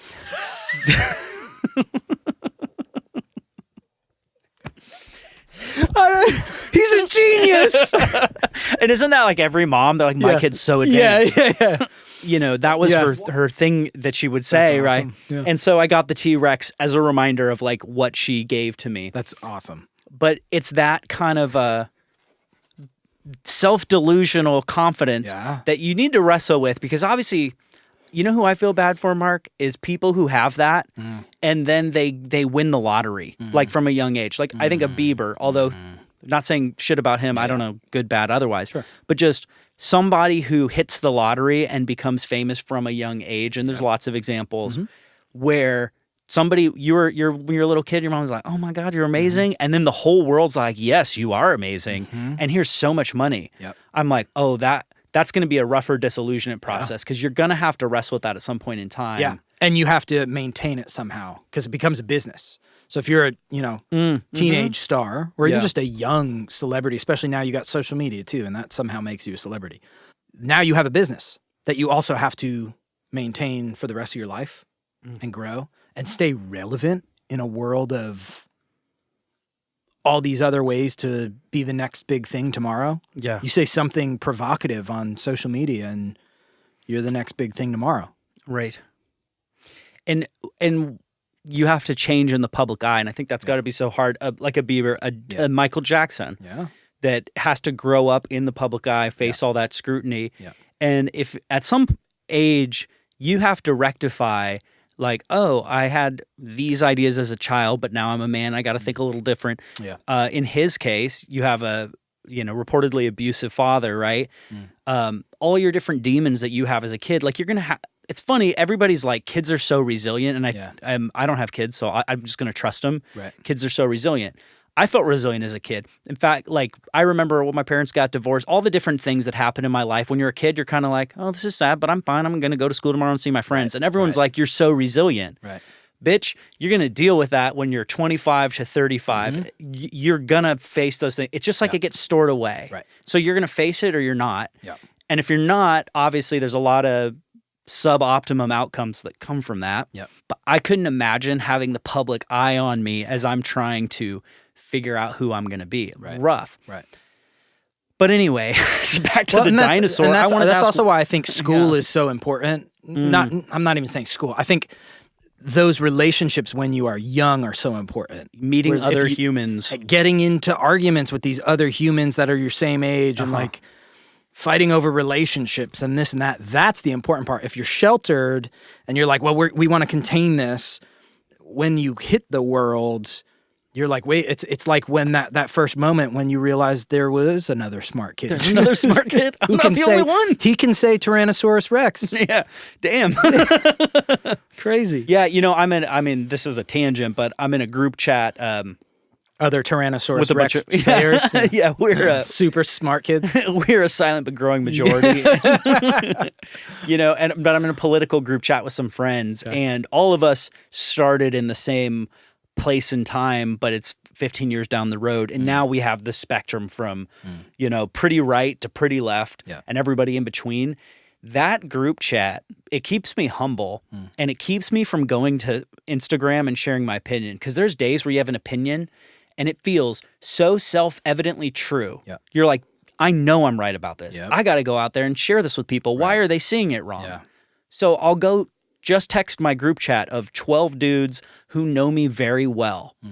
And it'll be a whole argument and discussion, and then you quickly find out not everybody sees it the way you see it. Yeah. And that's the beautiful thing about humanity, in my opinion. It's rough now. It feels like it. It feels rough. Everything. And it's social media, I think, has a lot to do with that. But like, that's a beautiful thing that we have all these different opinions and whatnot. And like, everybody thinks they're right. And I think that's where the problem stems from. Because at the end of the day, I don't think anybody's right. I think we're all just out here. It's true. It's got to be true. We're all just out here trying to say Tyrannosaurus Rex, bro. But, if you look at it, if you could take the 30,000-foot view like that, maybe you can just be like, wow, they're all down there with their little opinions kind of arguing about all these things. And over time, they're figuring it out and making the world a better place. Yeah. Maybe that's a really beautiful way to look at it. Yeah. Down here in real time, you're like, maybe everything's going to fall apart. I don't know if we can take this much anxiety. Right. One thing I always think about is with nostalgia. So look around this room. There's a lot of nostalgia here. I've got a tape machine behind your head and a lava lamp and mid-century modern wood slats. And there's Oasis, which is a very popular nostalgia right now. Right now, yep. And Fleetwood Mac and the Beach Boys and the Beatles. And did you go when you were over there? I was wondering if that's why you were over there. That was the initial reason, yeah. I went to Manchester. Okay. Yeah, awesome. That was not the night the guy died, right? At the concert? I didn't hear about that. You didn't hear about this? No. It happened that week because you were there in London. I was there. Yeah. And I was watching the news that night. Some guy fell over the railing. Oh my God! I can't remember. It was probably at Wembley then. I think it might have been Wembley. Yeah, I went to the Heaton Park, which was like in a park. So there's no railing to fall over. Yeah. We saw a guy next to us almost. I don't know if he almost died, but like it was an older man who like heat exposure. They were having a heat wave that week, right? Yeah. And dude, this old man like went down, and they got him out of there and took him through. He came back about an hour and a half later and looking right as rain and was able to finish the show. But we were pretty concerned for him. Where was I? Nostalgia. So, one thing I think about nostalgia, I love nostalgia. I think a lot of people like nostalgia. I've been talking about nostalgia a lot recently because I think it's an important characteristic that we should all be leaning into. Really? How come? I really do. The way I've been talking about it now, part of this too, the reason I was in London, other than writing, was I'm producing a pop record over there.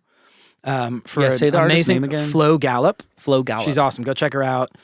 Knows who she is. Like she also is just like an eccentric personality, which comes out through her music as well and all of her songs.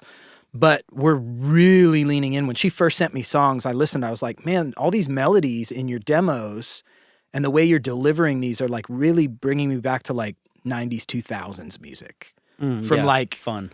Avril Lavigne, rock side to like Natalie Imbruglia, and like Torn, like those records that you listen to.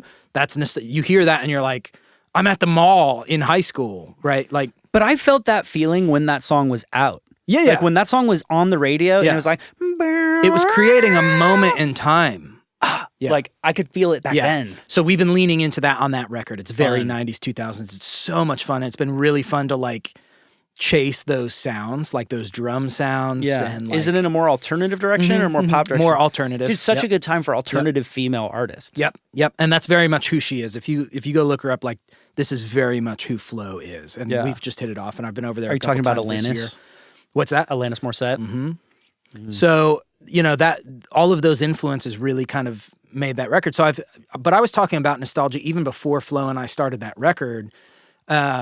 It was, for me, I think I just started realizing with all the like anxiety and everything happening in the world. That's exactly where I was going to go. Nostalgia is the one thing that like, it's like ice on a fire. It just cools you down. I think of like childhood memories and like, I think that brings joy. Yeah. And I've been talking about it with like my parents and everybody. I was like, I think it's really important for people to lean in on what brings you nostalgia. Go do it.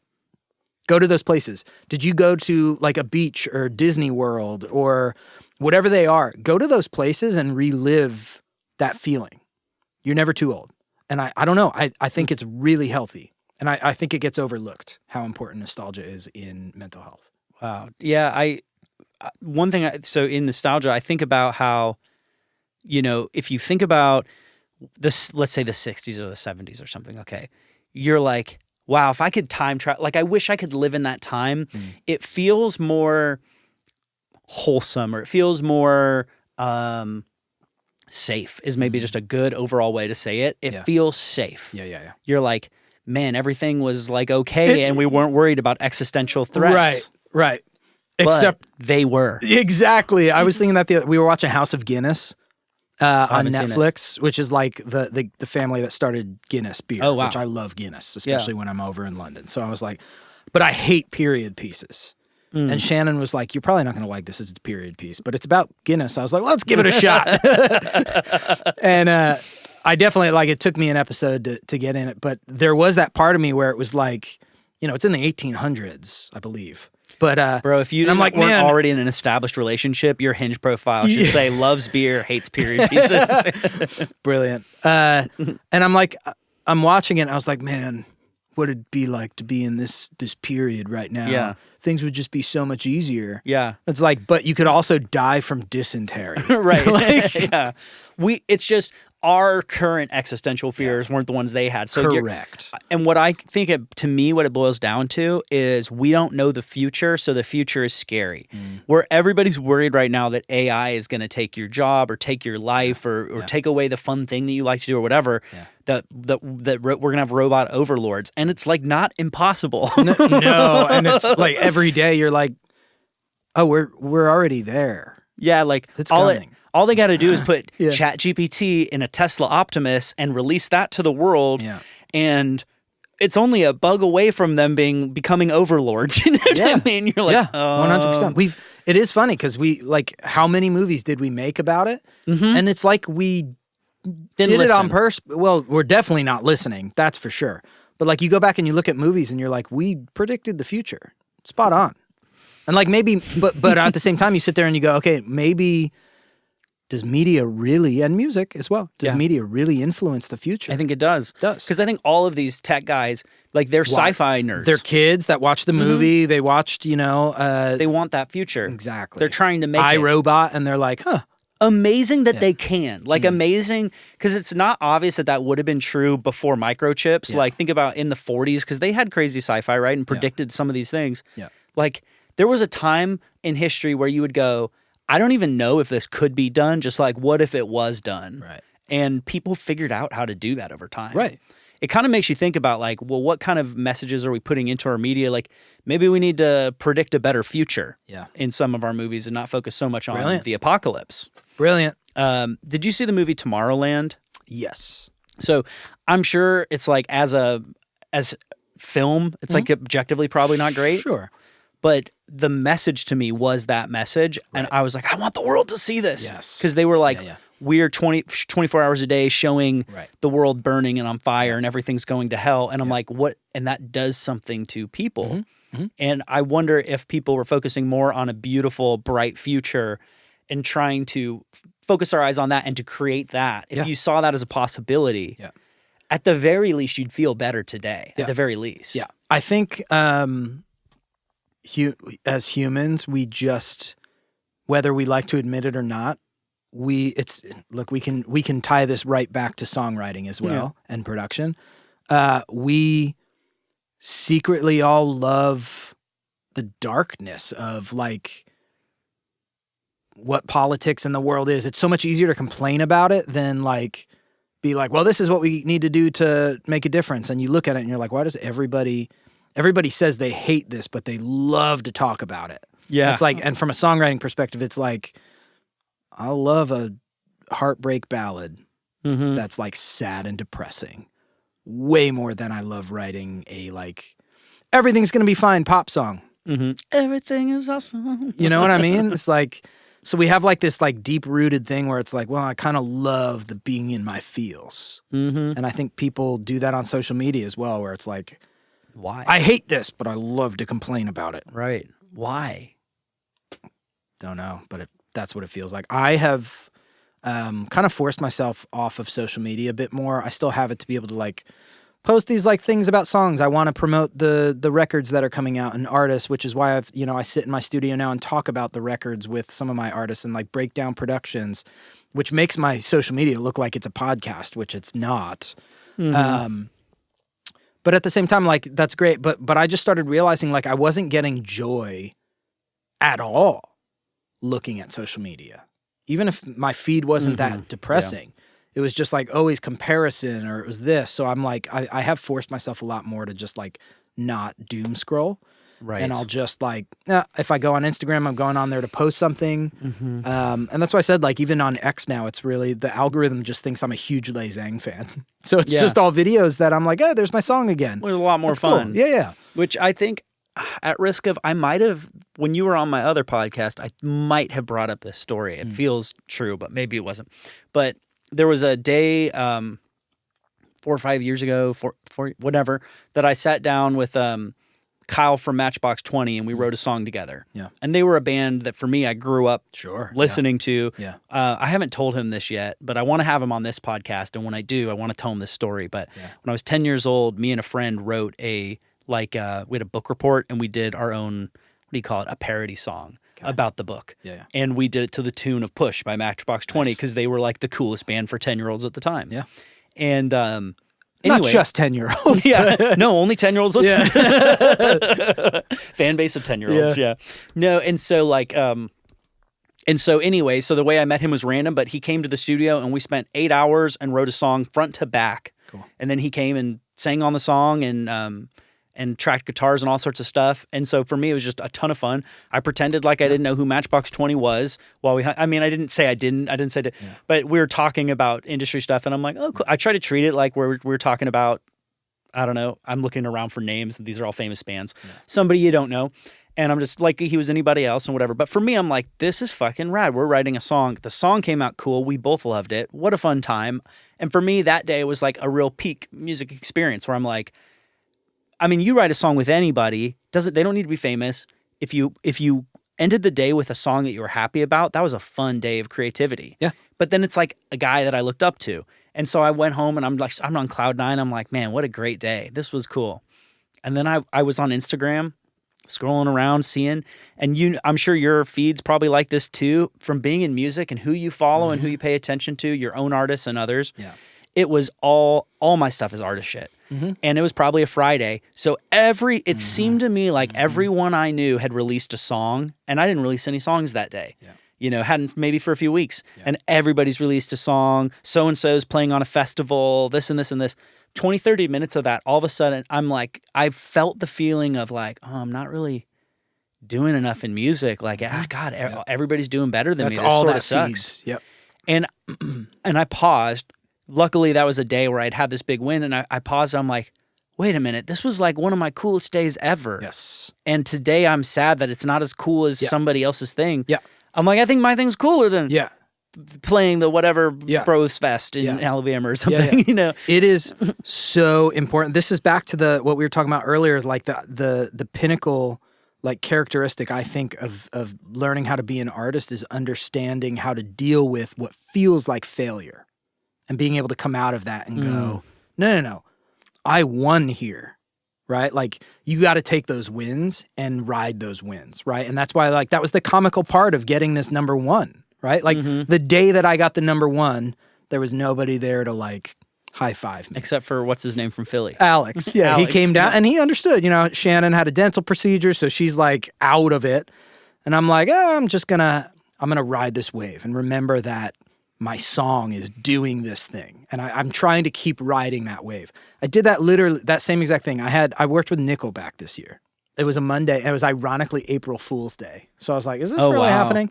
And I got called on Friday and they were like, is it happening? Or like, can you make it? And I was like, all right. And I knew kind of what the goal was, but not what the goal was. And they were in town writing and they wanted to work with me and have me write more of like synth-based pop hooks because they wanted to influence that in some of the new music.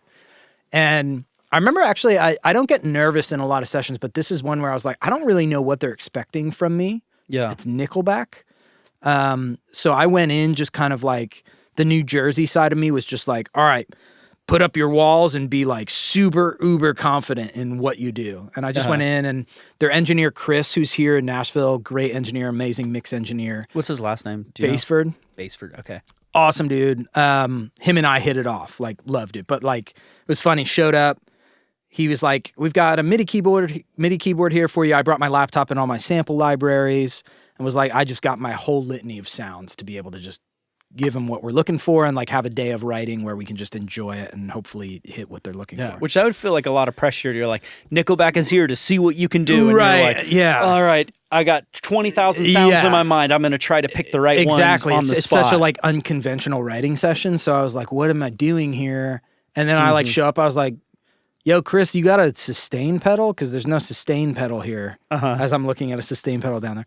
And he goes, no, because he had just moved here from LA. And I was like, I'm going to run to Guitar Center, grab a sustain pedal. Came back with a sustain pedal.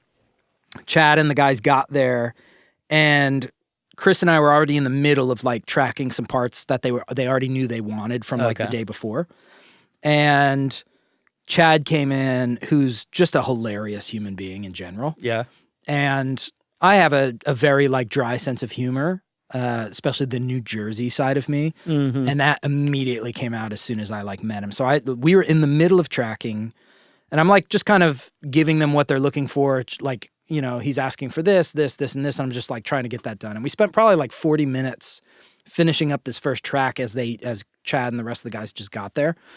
And we got to the end of that song and he was asking like if the hook in that felt like strong enough in that chorus. I was like, honestly, yeah. And my brain went to pretend like you have no idea who they are, but like verbally make it because it's April Fool's Day as well. So I was like, no, I think it is. And I really dig the song. It feels great. Is this y'all's first record?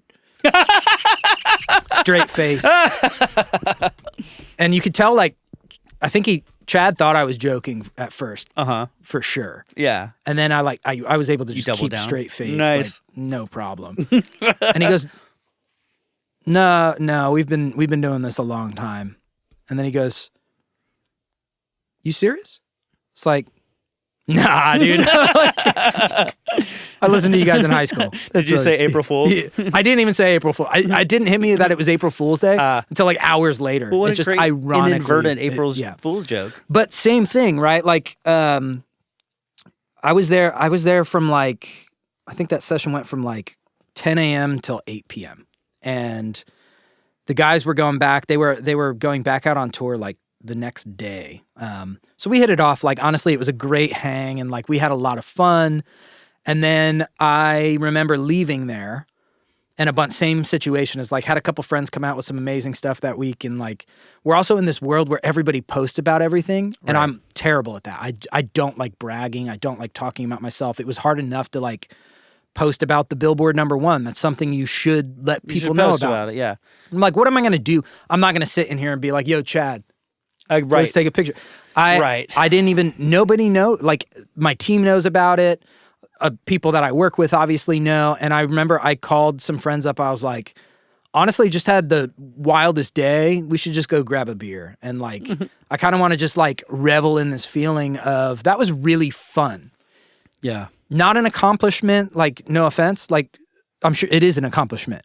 I'm not trying to diss you, Chad. But I wasn't taking it as like, hey, this was a huge accomplishment. You just spent the day working with Nickelback. Mm-hmm. To me, it was more so like, yo, that was really fun.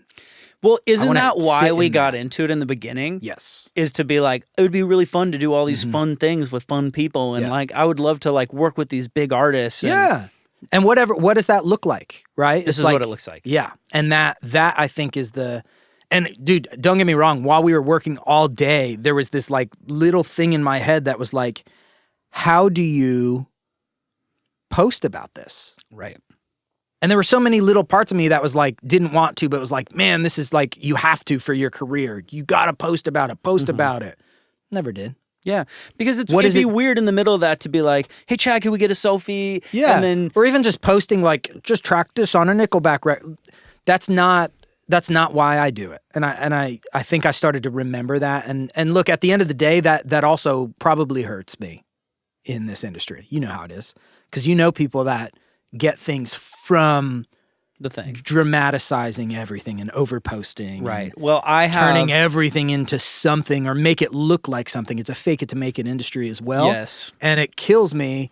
But I do think what you just hit on was it. It's like we do it because honestly, the fun that I had that day, that feeling of going out afterwards and being like, I don't even know how to explain what the past hours were, but it was fun. Yeah, and that's why you do it. Exactly. I have like the world's biggest like bullshit meter for all of that stuff. Yeah, like same. If there's a picture when you're of around you, it, you picture can of see you and a famous person, I take that for zero face value. Yeah. Even just like people will be like, I worked with this person. I want to know how you worked with them. Yeah. They're, our artists I've worked with, where I don't really talk about them because what we did was like, I'm not producing, I'm not really engineering you. It's like, okay, so we do a podcast in this studio called Whiskey Riff. I'm not in it.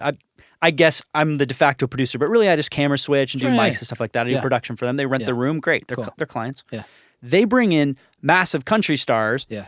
And so I'm getting to meet all these country stars. I would never be like, I worked with I worked with Dierks Bentley. Yeah, no, I did not. Yeah. I talked to Dierks Bentley for 60 seconds. Yeah. And I set up I guess I did set up his microphone, but it's a fucking SM7 on a podcast. Yeah, dude. So I didn't work with Dierks Bentley. Yeah. I was grateful to meet him. He was a fun guy. I listened into his podcast. Yeah. But there are people who would try to represent that, like, I've been me and Dierks, like, and try to sell that shit. If you try to sell that you worked with somebody, I'm kind of like, I'm gonna find out if you did or not. Yep, I'm the same way. You can see it from a mile away in this industry a lot of the time. And I like to believe that the good people do win, and the ones that aren't out there, faking it to make it and all that. But we also see some of the fake it to make it's win, and that is a way up the ladder sometimes. I've spent a good bit more time, and maybe this is just me being in my 30s as well, but like, fuck yeah, the 30s.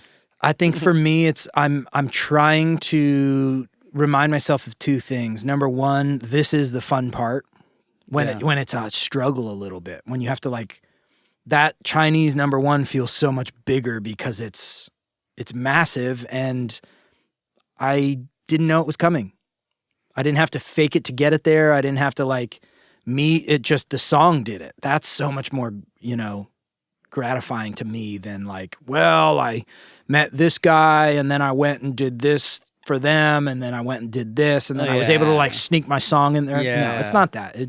You just did really good work that day. I did good work and let the song do its thing. I was patient on it, and at the end of the day, I'm a people person. I want to work with a team of people that I love, that get me, and try to enjoy the moment of what it is. I'm trying to remind myself of that. And that's why kind of not looking at social media definitely helps, but like really focusing on, man, I just love doing this. Yeah. And the journey of it, while it can feel frustrating sometimes, is fun, and it's a ride. Well, one thing you said really early on was like, you're excited to see what this turns into. One thing I think about is like, it's not about what it turns into. It is its own reward, and it kind of has to be. Yeah. So like, my hope for you, because I don't have number one in China. So my hope for you right now is that the feeling you got to feel in that bed and that you're feeling right now, like, oh my God, what does this mean? What does this blah, blah, blah, blah, that you fully get to live in and appreciate this moment. Yeah. And even if it never turns into another, like, you know, because I think it's my tendency to be like, when I was doing the song with Kyle, I'm like, oh my God, I'm working with a member from Matchbox 20. What does that mean for me? And like, sure. And then we went into, for a while, it was just my secret that I'm not talking about the internet. I'm not going to share that with anybody until we release the song. Yeah. So I'm like, what will this mean? Like, is it like, does that mean it takes off? I don't know what happens. And then we were doing the Lightning 100 competition at the same time, and I'm like, oh my God, I'm going to drop the song on Lightning 100, and that will be the release of the song. And I'm like, whoa, what will that mean? Is this going to like turn into something really cool? Yeah. And I mean, we were in the competition, whatever. It led to nowhere. The song has 3,000 streams, Mark. Sure. Like no one has heard it. I'm proud of it. That's not nothing, though. That's the thing you have to remember is like 3,000 people have streamed that. It did something. Or some people 3,000 times. At the end of the day, music is there for that. And you're right. That's a really hard thing to say, and I try to preach that all the time to artists because it all feels, again, back to the key. I've said it how many times today, the key to being an artist is under not saying that that's a failure. It's you going, this might feel like a failure, but it's a success, and that's what makes me an artist. Yeah, you're right. I mean, and it is comparison that comes into it. Yeah, I get it, where it's like, even with this, I'm like, well, with this happening, the other side of my brain, that's the opposite of me sitting here like getting emotional about watching 80,000 people sing my song. The other side is going, how do I jump off of this? How do I pivot off of this? Because that's what we've been trained to do in this industry. If you don't take advantage of the moment, you're going to lose it. Right.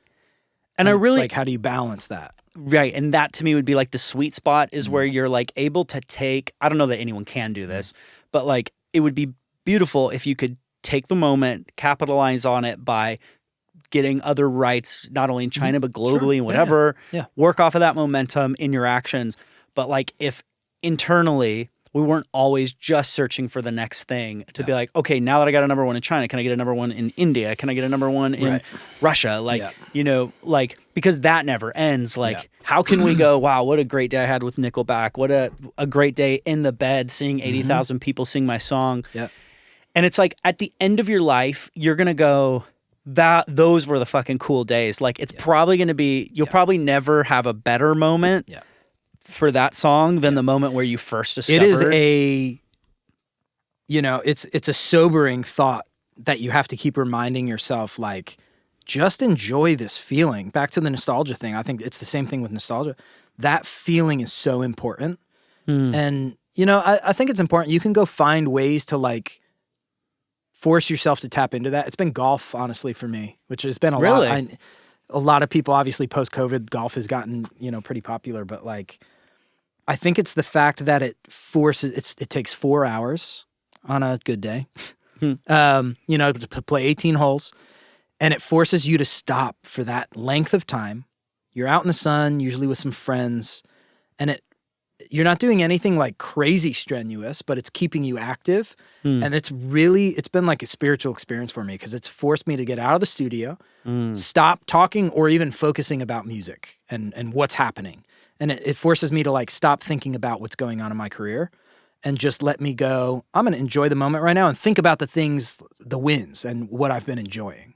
And that it's kind of like a time of reflection and meditation.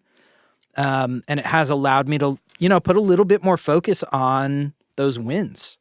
Just like, and right? Like the number one has been like a couple weeks now of just, remember, just enjoy this. Just enjoy it. You don't have to do anything about it. Just enjoy it. Yeah. It's really hard to do in this industry. It really is. I was, so when I put together the memorial video for my mom's, what do we call it? Not funeral, celebration of life. Right. Yeah. And so I was going through all her old pictures. And so my mom was an interior designer. So she had books and books of different houses that she had helped design in or paint or whatever. And for me as an untrained eye, I'm I'm like, I don't know what she did at this house, to be honest. Like, did she pick their paint colors? Did she paint the mantle? Did she place this I have no idea. Sure. You know, I respect her work, and we got to respect each other's work, and it is an important and large part of each other's lives. I think I'm proud of the idea that she was an interior designer. I know she was good at that, and I think that's cool. But when I was looking through the pictures at the end of her life, you know, what pictures made it into the memorial video? Do you think it was the pictures of the houses she decorated? Good point. Not a one. Yeah. Her job was not represented at her celebration of life. Sure. Nor do I have those on the mantle, nor do, you know, we saved some artwork she did, like, you know, paintings, and I've got like one framed, and we haven't thrown this stuff away. It's saved in kind of like a memory box way, you know, as an artifact of the past. But that's not in her video. It wasn't talked about. Yeah. What's in her video is pictures of vacations, time with friends and family, holidays. It's graduation, certain keystone moments of life. Sure. But it's about, like, I'm like, that has really been sobering for me to be like, man, I invest so much time, effort, and thought, and have over the years into, like, how do I get good at music production? What things do I need to do? Like, what is art? How do I make great art? Art is such a driving force, you know, not in the world, just in the world, but also personally, towards trying to, like, improve as a person, trying to make something. And then you think about, okay, like, then we are in the commerce side also, where you're like, this needs to reach maximum amount of people for it to really do its job. Right. But it's like, okay, my kids, they're probably going to be like, it's cool that my dad was a music producer. Oh, he had this song that's cool. I always thought it was cool that he brought music into the house. Yeah. But none of that's going to be in my video. Yeah. My songs will be, you know, maybe somebody remembers a song, whatever, but Yeah. that's not what your family cares about. Right. And it's not what your life is actually about. And you know what I mean? Mm-hmm. Yeah, the music's kind of just the medium of what we do in the moment, right? It's like we do it because we enjoy it. And yeah, we luckily in music it is an art form that lives on and does like a spiritual thing. So it does get tied to and remembered. But at the end of the day, that's just what we're doing in the moment. And we get to be a part of that. And yeah, I think there are things that we can accomplish with our music, but it's not the life goal here. But it's like, did you do it with somebody cool that you enjoyed? Did you guys have a authentic moment when you were making it, where you were in a space together creating and enjoying each other? Like, did you impact somebody's day in a good way? Did you, I mean, today, this conversation right now, that is that for me, where it's the only place men get to sit down for long enough to go into deep philosophical thoughts. It's true. And think this way. This is a valid moment of my life where we got to have an interesting conversation and think out loud about and reflect on our lives. Yeah. That's what counts. Yeah. Not if a million people download it. Yeah. But the fucker is that is what we're going to care about when we post it, is like, how many people saw it today? Is it getting out there? Is it getting the reach? Yeah. In the moment, you're wanting your work to go and touch the world. Yeah. But in actual practical fact, like, did you do something meaningful that day, and was it with a person that you cared about and made a difference in their life? Yeah. Well, and I think that's what's cool about like these formats, right? Too, where it's like everybody's doing these like podcast things on social media because people do like feeling like they're engaged in conversation, and it shows a side of people and what they're doing in a new realm and a new light. But like for me, even on this, it feels, you know, celebrating this number one this way is kind of cool, right? Because I'm not out here trying to go, I want everybody to know about this because it's going to bring me this, and this. It's more so like, this is how I respond as a songwriter and producer who randomly got a song with an artist who I had no idea was as big as they are. And that's exciting to me. It's like that response of like, oh, I get to tell you about it. That's cool. Yeah. I'm not out here screaming off a mountaintop going like, recognize me as a songwriter of this. It's more so like, man, what a cool story about how a song did this. And I get to get emotional watching it. And that's something that you can relate with, and other people I'm sure can relate with as well. But it's like, that's encouraging to me. And you said in the beginning, like, it felt like the song had a life of its own. Yeah. I thought that was a cool way to say it. And it kind of sounds like it did. It has, and it's funny. That's what I mean, is like seeing that song over the years already kind of have a life of its own, and then land this, and now it's got a whole new realm of its life that I get to experience. And that to me that's been the most encouraging part of this. That beats any sort of rooftop #1 party to me. Well, I think doesn't mean I don't want them, but dude, I'll throw you a rooftop party. Thanks, bro. I think that's a good place to wrap things up. Mark, thanks so much for coming on, dude. Thanks for having me. It's always a pleasure talking with you, dude. And I know I said that you should focus on the moment, but I can't wait to see what it turns into. Thanks, man. Appreciate that.